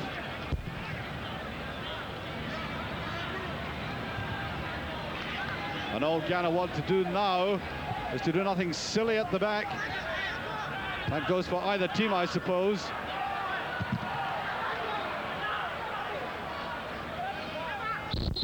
There's nothing worse than trying to play out an important tie, a knockout competition like this. At that scoreline, you can see there, with so little remaining. The watch said that, well, that little caption said 2 minutes. I make it less than that by my watch. It'll be a free kick in any case, as Kuma went down.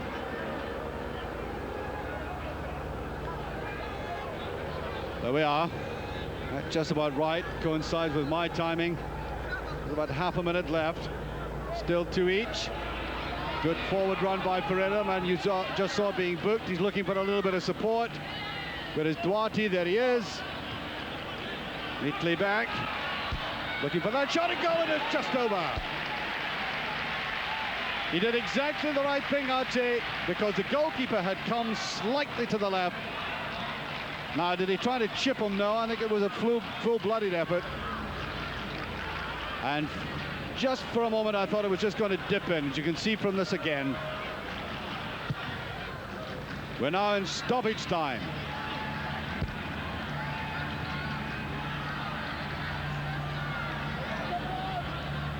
Forward goes Alvarenga.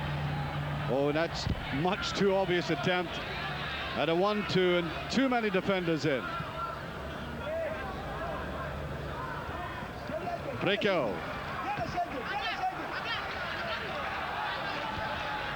That's a better ball. There's a little bit of opening there. Preko.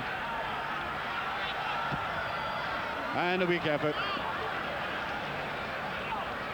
There will obviously be some stoppage time, but quite frankly, I'm not quite sure how long there will be. It's always dependent on the referee. I wouldn't have thought all that much.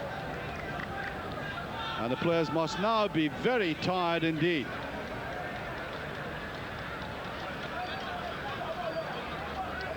Well, Olympics are Olympics, and other sports are going on, and I'm not sure we can follow this all the way through, because there are so many other sports to cover, and it may well be that we cannot show you the extra time.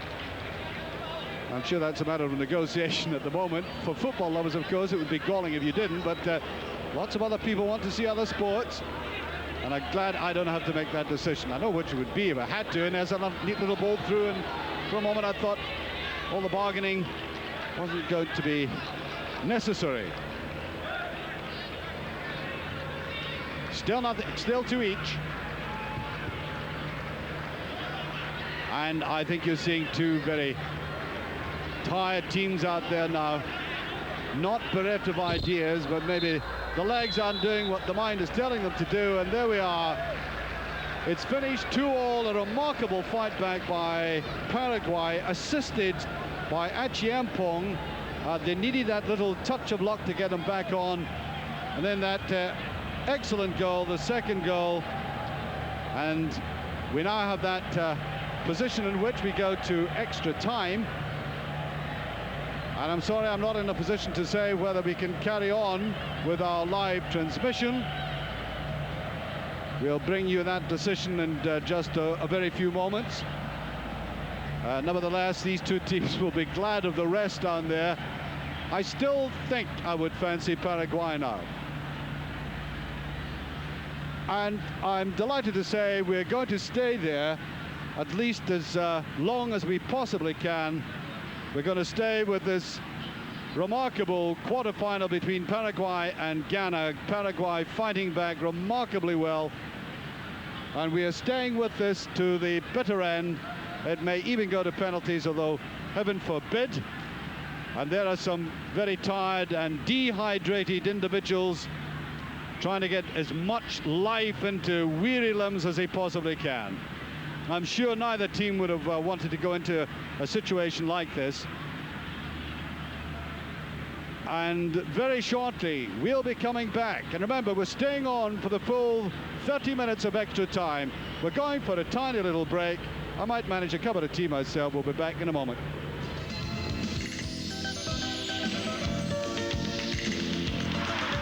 Above all, our new car has to be roomy.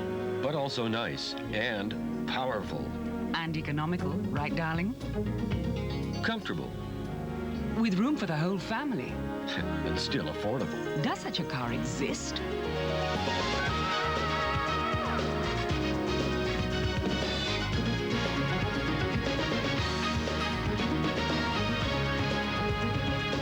The applause from Daihatsu, Japan.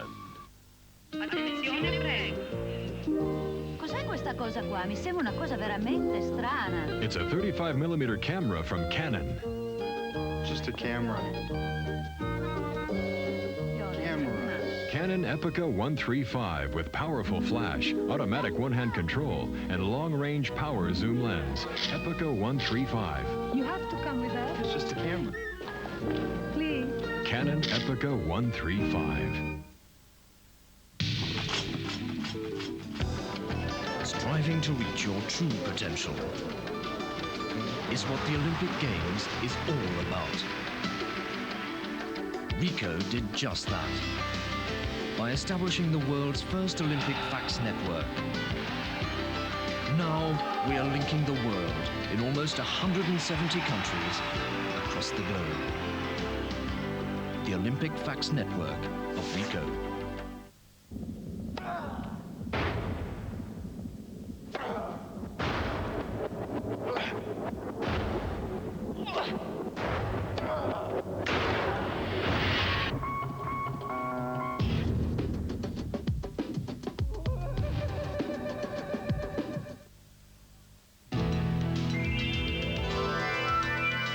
Panasonic television W2 and A2. Super picture quality. Thanks to advanced circuit technology. W2, suede finish and beautiful European design. A2, the revolutionary dome sound system. Now see the drama and excitement in Barcelona with Panasonic. Panasonic.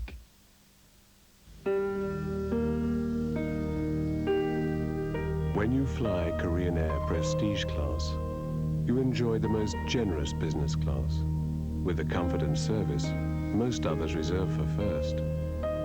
Our dedication to excellence will make your trip the best you've ever had. To be the best, that's the spirit of Korea.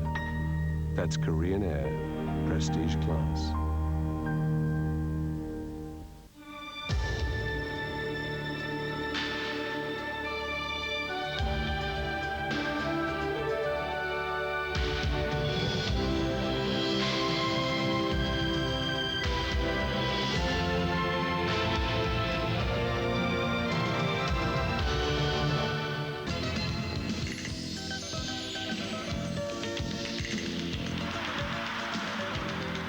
Welcome back to Saragossa and to a continuation of the coverage of the quarterfinal of the Olympic tournament, a marvelous game between Paraguay and Ghana, which is now about to go into extra time. And can I apologize to all you lovers of gymnastics? You were supposed to be getting it now, but we're staying with this, and we promise we'll give the results of the gymnastics after the athletics later this evening. A game that I thought was well and truly decided when Ghana got their second goal, but all credit to Paraguay for the way they have fought back. And now it's not just a case of skill, but it's a case of endurance, stamina, nerve, and the application and concentration, absolute concentration of either side to see who can get through for the very first time, either Paraguay or Ghana, to the semi-final of the Olympic tournament. And doesn't it mean so much to these coaches? I mean, a coach would love to go out and play the game himself. It's up to them now. That's almost like the Gettysburg Address. Yes, everybody should fight. No dribbling, passes and the passes. Well, perhaps less poetic than Abraham Lincoln. I think you might have picked up a few phrases there.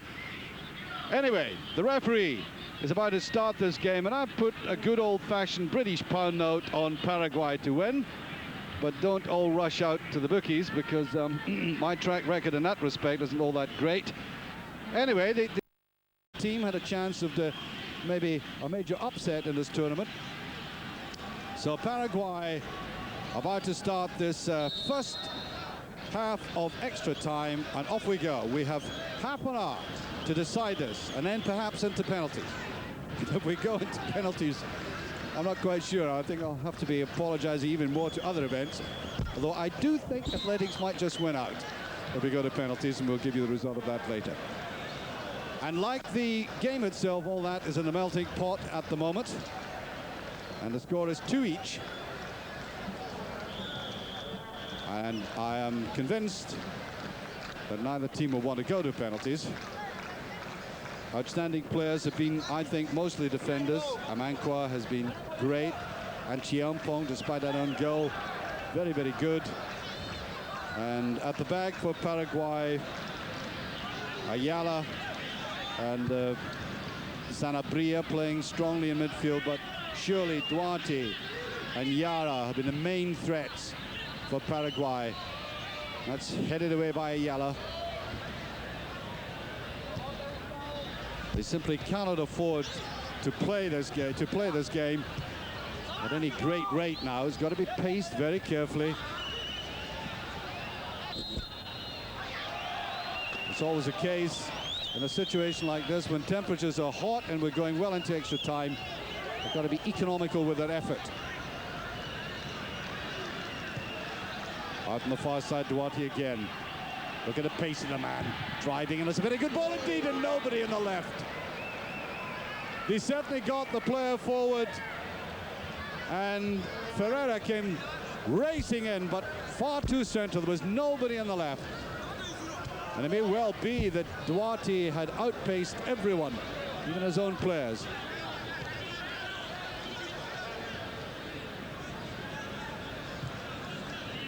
Still 2 each. We're in extra time if you're just joining us. Oh, and that was very intelligent play by Mensah, because that was all the way back to him.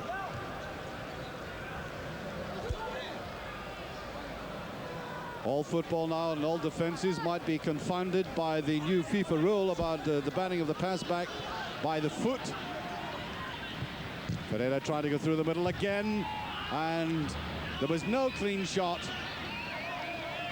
I think a difficult bounce of the ball. Now this man Nefa came on as a substitute. He's been very, very impressive. I think we were all rather surprised that he wasn't on from the start. This is the player from Cremonense. He's on the books of Cremonense, though he plays his football in Argentina on loan.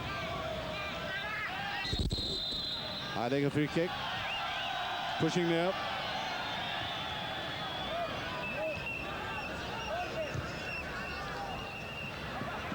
That's too much.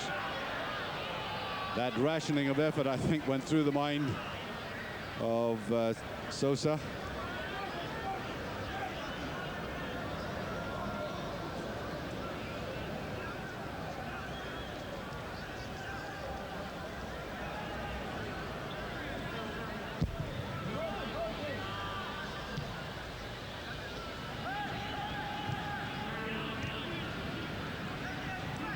Paraguayans, I think, playing rather sensibly now. Not any great thrusts in midfield, just trying to play the ball way wide.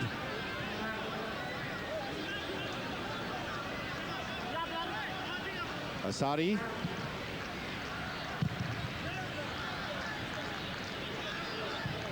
And they're giving the ball away far too often in midfield like that. A bit of change of pace there by Kuma.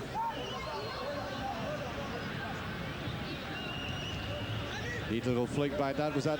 These little touches, of course, the Ghanaians have been producing in this game to no great effect. Been in midfield, not causing any defensive anxieties for the Paraguayans. Swept across there. Rahman. They got the break. Ferreira was on the right. Duarte was too far behind that stage. I think Duarte must be tiring slightly. Can hardly blame him. There he is, picking it up now. Ferreira. Only two players inside and one hovering at the back. Oh, it needed a little dummy there, didn't it?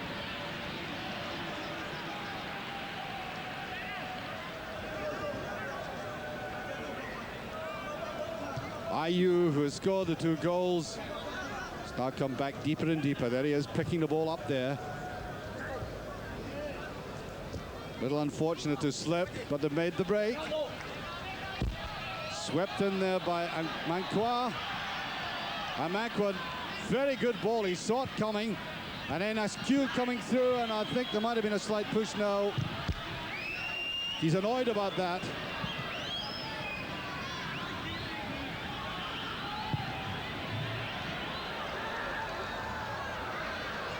Well, Sanabria was all in his own. The pace is discernibly slowed, though. Neatly picked up. Rahman going forward. Lapti. No, far too obvious. They close the ranks very well. Sanabria bringing that away. Looking for support to the side. There's the 1-2. He tried to lay it back again. Touch there by Rahman. Swinging it on.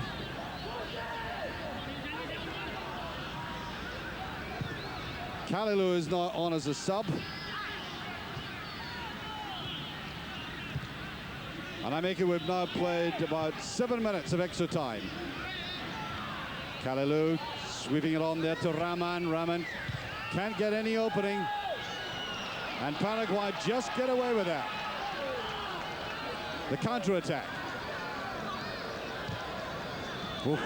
Far too ambitious, that one. He's certainly not a sprinter coming out of the blocks.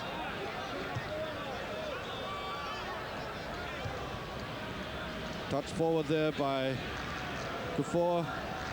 Picked up by Asari. Now into Kuma. Preko picking up. It's a better ball there. Rahman.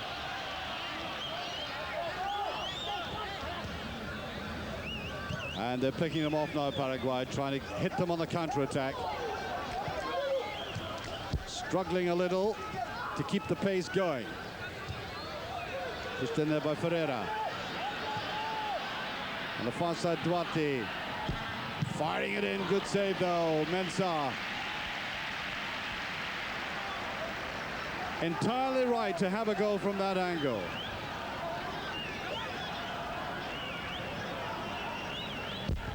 He tried to keep it low, and from that angle, if you'd had a camera behind them there, you would have thought that, you would have realized there was very little other option. There he is again, coming in, superb game he's having. He might, if he had been cynical, have played for a penalty kick there. It had all the shape and the configuration of a defender coming in wide and being brought down from behind. It did pass through my mind, but it's a corner kick.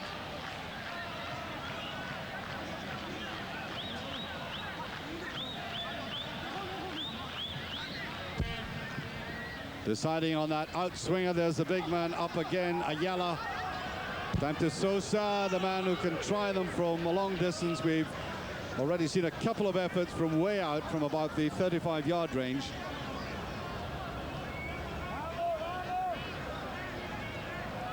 Nine minutes of the first half of extra time gone, still 2 each.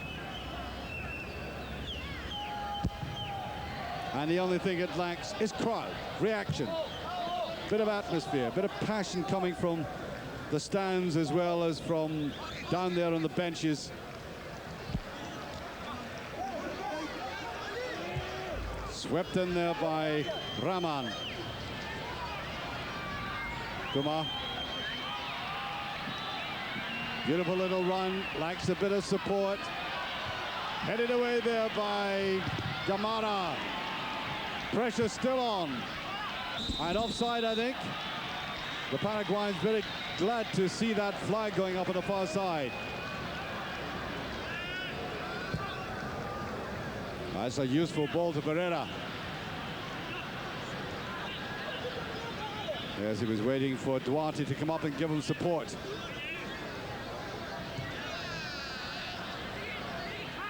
Duarte on the outside, but he doesn't get it this time. Brought away by Achiampong on Takuma. Achiampong edging forward. Sure, he would love to get his name in the goal sheet in the positive way. Preko breaking in. And too many Paraguayan defenders there.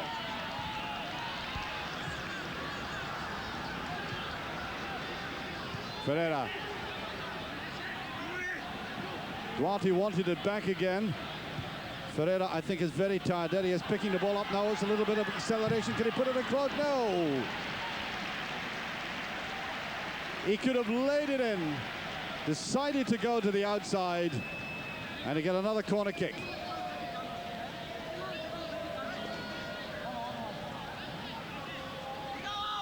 The pace getting slower and slower.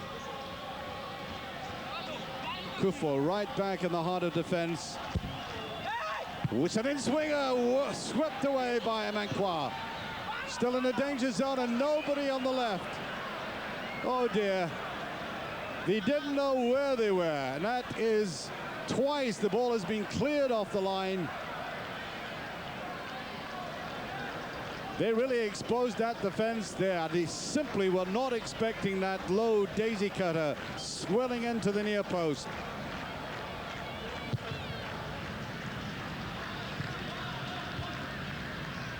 And I don't think anybody, not least television schedulers, wants this to go to penalties, that's for sure. A few executives will be down on their knees just now praying for a result. It's not going to come yet because that's offside.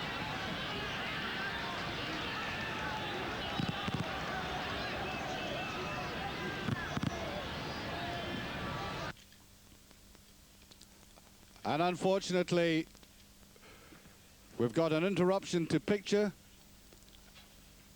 And we have a difficult position. I hope we can pick up again. Sorry, we lost that picture for a second. I thought it was maybe a television executive pulling the plug on us. Luckily, it's come back. We've still got football. We're still first choice. For much longer, I'm not sure, but away we go. It's the Paraguayans' counter-attack. Well, that's a better-looking ball, but a good defense right in there. They've got that extra man back again. Now picked up here by Rahman. Seen a lot of the ball in the second half, Rahman. It's long and through, and there was a pace of Ayew. We've seen very little of him in the second half, or throughout the second half and in extra time, which means I would think that he's still fresh for a little bust forward. That was Nefa pushing it around. Nefa calling for the ball inside. There he is. And the attempts at little 1-2s outside the box are becoming almost like slow motion replays. A little bit tired, a little bit obvious for defenses. Achiampong. Kuma.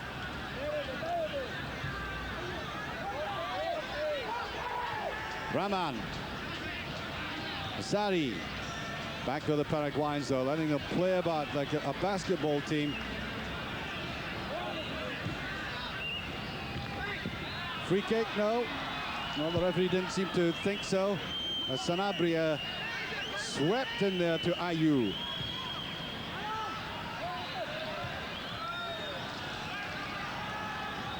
Still 2 each. And I make it now we're in the, or just about getting into the last 5 minutes of this first period of extra time.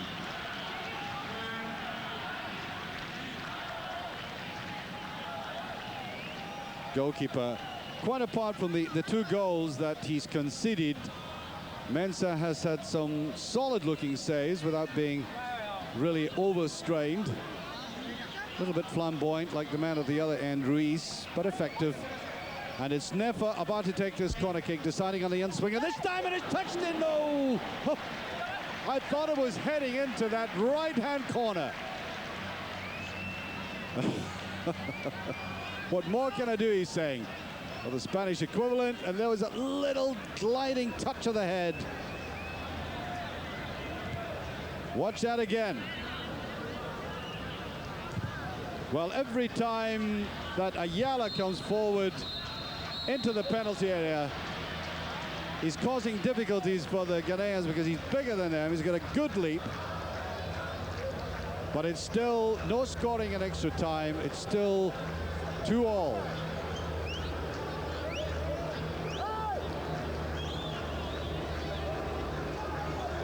And the referee drawing them across. 15 minutes gone. Still 2-all, as I said, and very politely replacing a divot. Shall we go to penalties? Well, your guess is as good as mine. I think tiredness is such a factor now.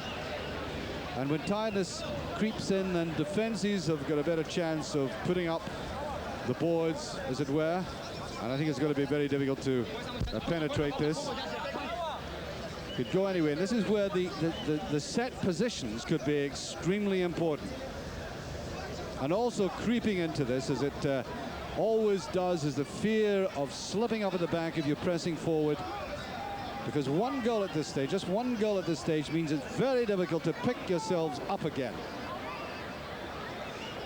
A quarter-final that looked to be heading so logically Ghana's way, and Paraguay fighting back. Well, they signaled exactly what they were going to do in the second half in that last 5 minutes of the first, when suddenly they decided, and rightly so, to put the emphasis on direct, straightforward, physical aggression, strong runs at the defense, and that is why they're still in with a chance to score 2 each as we're about to go into the second period of extra time.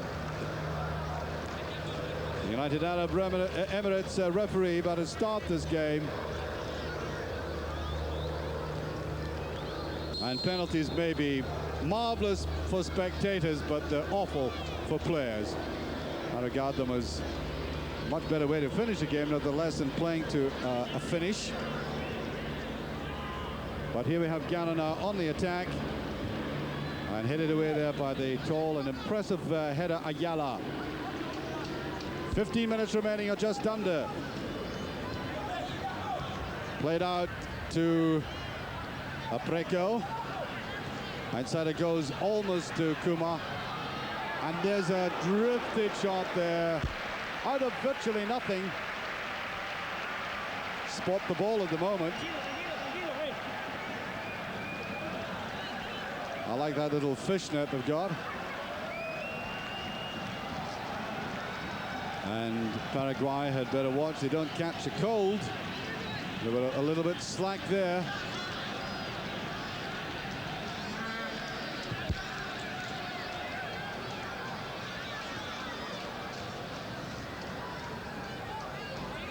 On this side, Gamara. Swept the way forward, but too many yellow jerseys again, and again it's Jan Chiampo.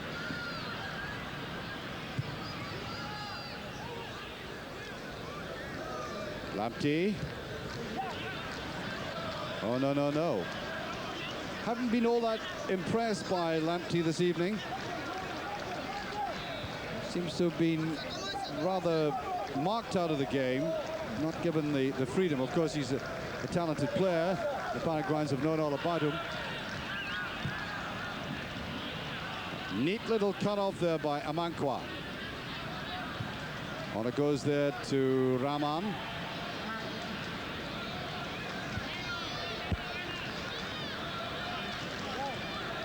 However, my point is still in Paraguay.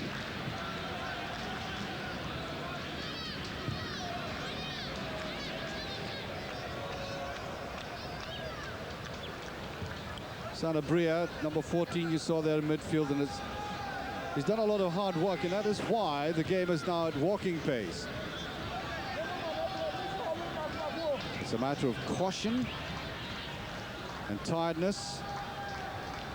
And that's what we're seeing at the moment, as defenses are fresh, and this big man is determined to come forward and redress the balance for that own goal. Looked a tidy run there by Kuma. Well marked off by Gamara. Gamara, the captain of the side from Cerro Portento.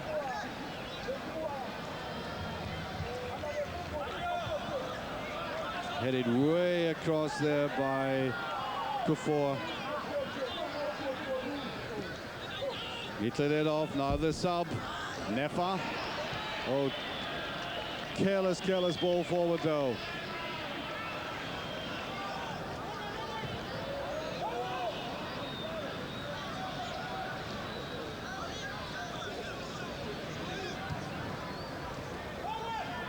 On this side, it's Asari, still to each.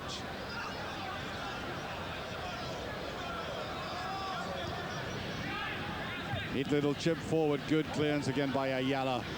Powerful in the air.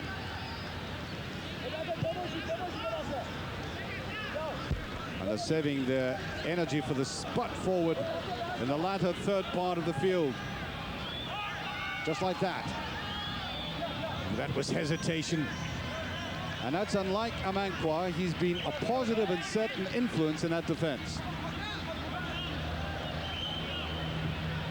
Looking for Ferreira right on the penalty spot. That wasn't the best of headers out of defense, but nobody to pick it up for Paraguay. Now they've got three players in there. They can't lay it off to one another. What an opportunity missed.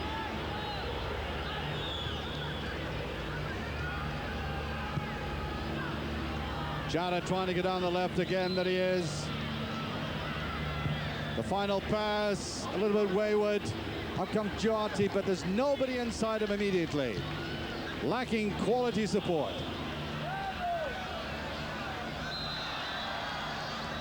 Free kick. We've now played 5 minutes. There's 10 minutes of actual play left. And it's still to each. Penalties looming.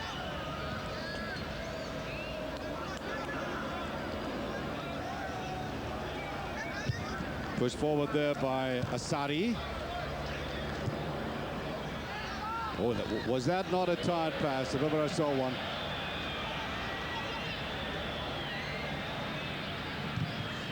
Kufo trying to push that through. Now it's the quality of the break from a situation like this for either Paraguay or Ghana that's going to mean something. Number 14 there. Kalilu, the substitute, mixing up with Ferreira. I quite like Ferreira. He's a player you might describe as a kind of old-fashioned poacher. Just staying up there, swapping places occasionally with Nefa, who came on as a sub, just trying to nip something in the bud. I think he's glad of the rest. I wonder if it's cramp, if something got it. No, it's just at the back of the ankle, Achilles maybe. That's the player I was talking about, Ferreira, Francisco Ferreira. Well, I've seen many an extra time in my day. This is possibly slower than many I've seen. These are young players, remember, under 23. They've taken a lot out of themselves. Very, very punishing out there in the heat. And we're still evenly poised, 2-2. Just one little break will make it, as the Paraguayan bench knows only too well. Duarte. And any scout from Europe watching this game will have noted that name down very, very well. Underlined in red. Andres Duarte from Cerro Porteño. Whipped away by Achiompong. Picked up by Lamptey. Kuma. Right across to Asari. And still keeps a nice little touch that. I think it's a free kick. Now this could be interesting, and a yellow card there for number 14, Sanabria. Adding to their list of yellow cards. Free kick, that's perhaps the more important thing. What can Ghana do with this? The big man, Achiompong, came up to take the last one. It was about as effective as a deflated balloon. So they may change ploy this time. I don't think they've got a black Ronald Koeman in the ranks. They try to swerve it, and it looks like Asari might have a go. He does have a go, and it's a bar. Oh, it almost took the wood away. They were all standing in a dream. Not for one moment did they think they would get it through. There's a shot. Oh, it's a beautiful goal. 3-2 for Ghana. No wonder the goalkeeper's thumping the net there. The goal by Rahman. That is an indication of grief by the goalkeeper, as that was slotted home with the greatest of conviction. They were most unfortunate in the first place. Asari's shot almost took the crossbar away, and then it fell so neatly to the foot of Rahman, who bulleted it away. And that is a devastating blow to Paraguay. And to me with my pound as well, but when you see a glorious goal like that, so what? Now then, they've got the winning of it in the palm of their hands. They've blown it already. There's so little time left for Paraguay, but they've been valiant and courageous in getting to this stage at all after being 2-0 behind. And now 3-2. And Duarte still pounding forward. Great performance, and surely he was fouled. No, well, I think he's most unfortunate. The benefit of the doubt going to the defender. And Duarte has been so effective. Mark you, the bonus to everybody else, including our planners, is it looks as if it's not going to go to penalty kicks. Up high. Now Paraguay shows a little bit more of what you showed us earlier in the game. A bit of fight. Playing for pride, the country, and it all paid off for them. Little 1-2 on the edge of the box. That's what they need. Swept away there by Nyako. And now you'll see the African nation pulling back as many as they can when Paraguay are on the ball. Achiampong just trying to find territory like an American football player. Getting it away from the danger zone, that's the top priority. 4 minutes remaining. 4 minutes between Ghana and the semi-final of the Olympic tournament for the first time in their history. Ghana, a nation that's been promising so much in World Cup football. They never got into the World Cup yet. Now taken away there by Sanabria. The man has been booked. Following up on that, and across came Achiampong.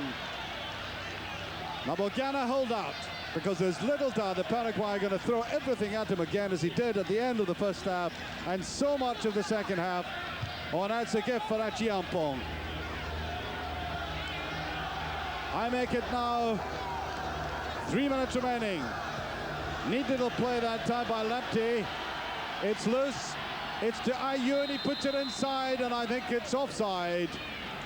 3 minutes remaining, as you saw there up on the top left hand of the screen. And the break there by Preko, who was played firstly on the right in the first half and then on the left.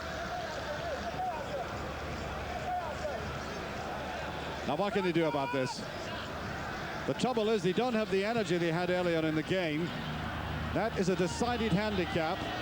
They've got determination all right. They're not going to give up until the final whistle goes. But the legs are beginning to go. You could see it there. You can see that the head said, let's do a little swerve around one side and then the other, and it wouldn't come. And he just want to kick the ball anywhere.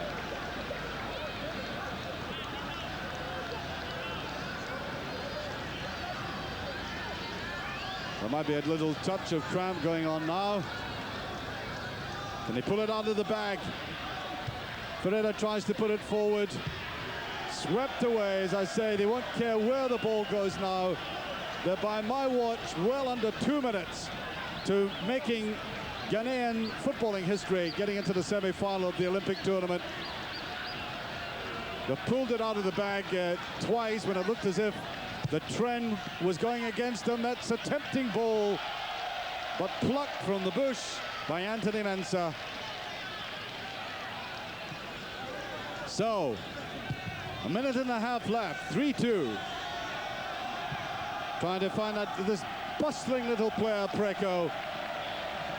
And it's a corner kick. That's exactly what Ghana wanted. The ball down at this end. And the hands of the clock ticking remorselessly on. The Ghanaians already celebrating. And why not? And Paraguay not yet disillusioned, but looking slightly bemused. They've fought back twice, and now it looks as if the final prize is being snatched from under the very noses. And here is Amankwa, the fullback, up to take this corner kick. That's the time left. The linesman telling him he's checking time. And a long punt forward. Now who's got the legs up front? Amankwa, I beg your pardon, Achiampong. Watching that ball very closely. It's put in there by Nefa.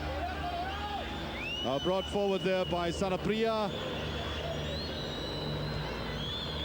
Onto the edge of the box. Can he get away? No, whipped away by Achiampong. It's still 3-2.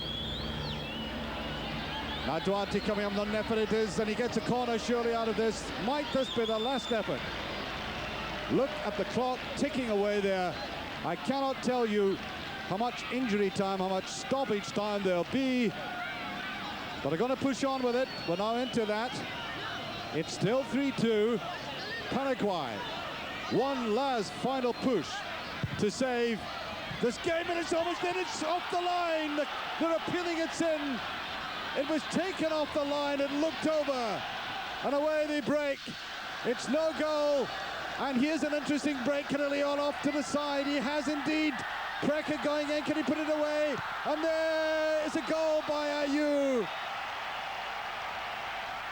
Ayew's hat-trick, and that signs, seals, and delivers the semi-final for Ghana. 4-2. A classic sucker punch after all that pressure.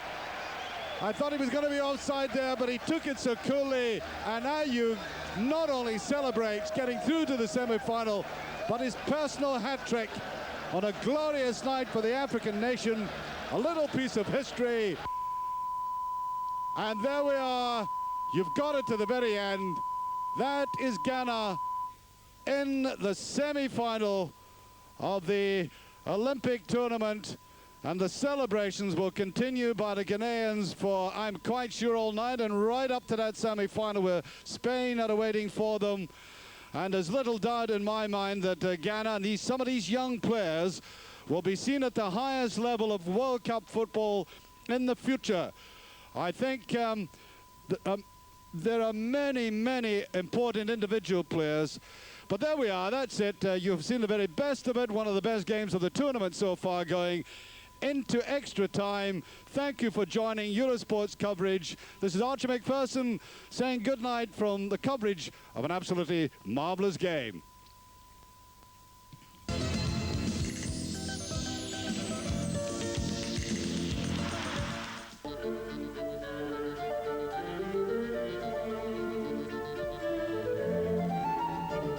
A name appears.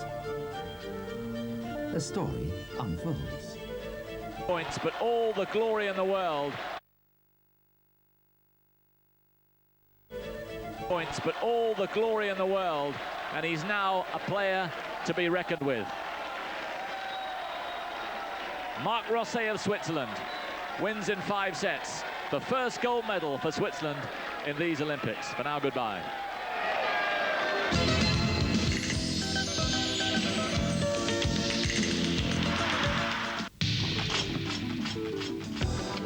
Striving to reach your true potential is what the Olympic Games is all about.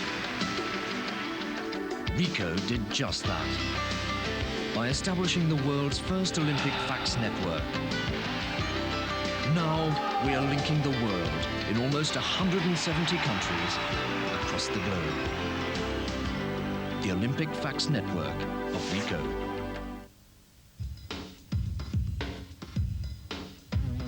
Playing hard with Monica Seles. And having fun with Canon Prima. Canon Prima, made for a new generation of winners. So no matter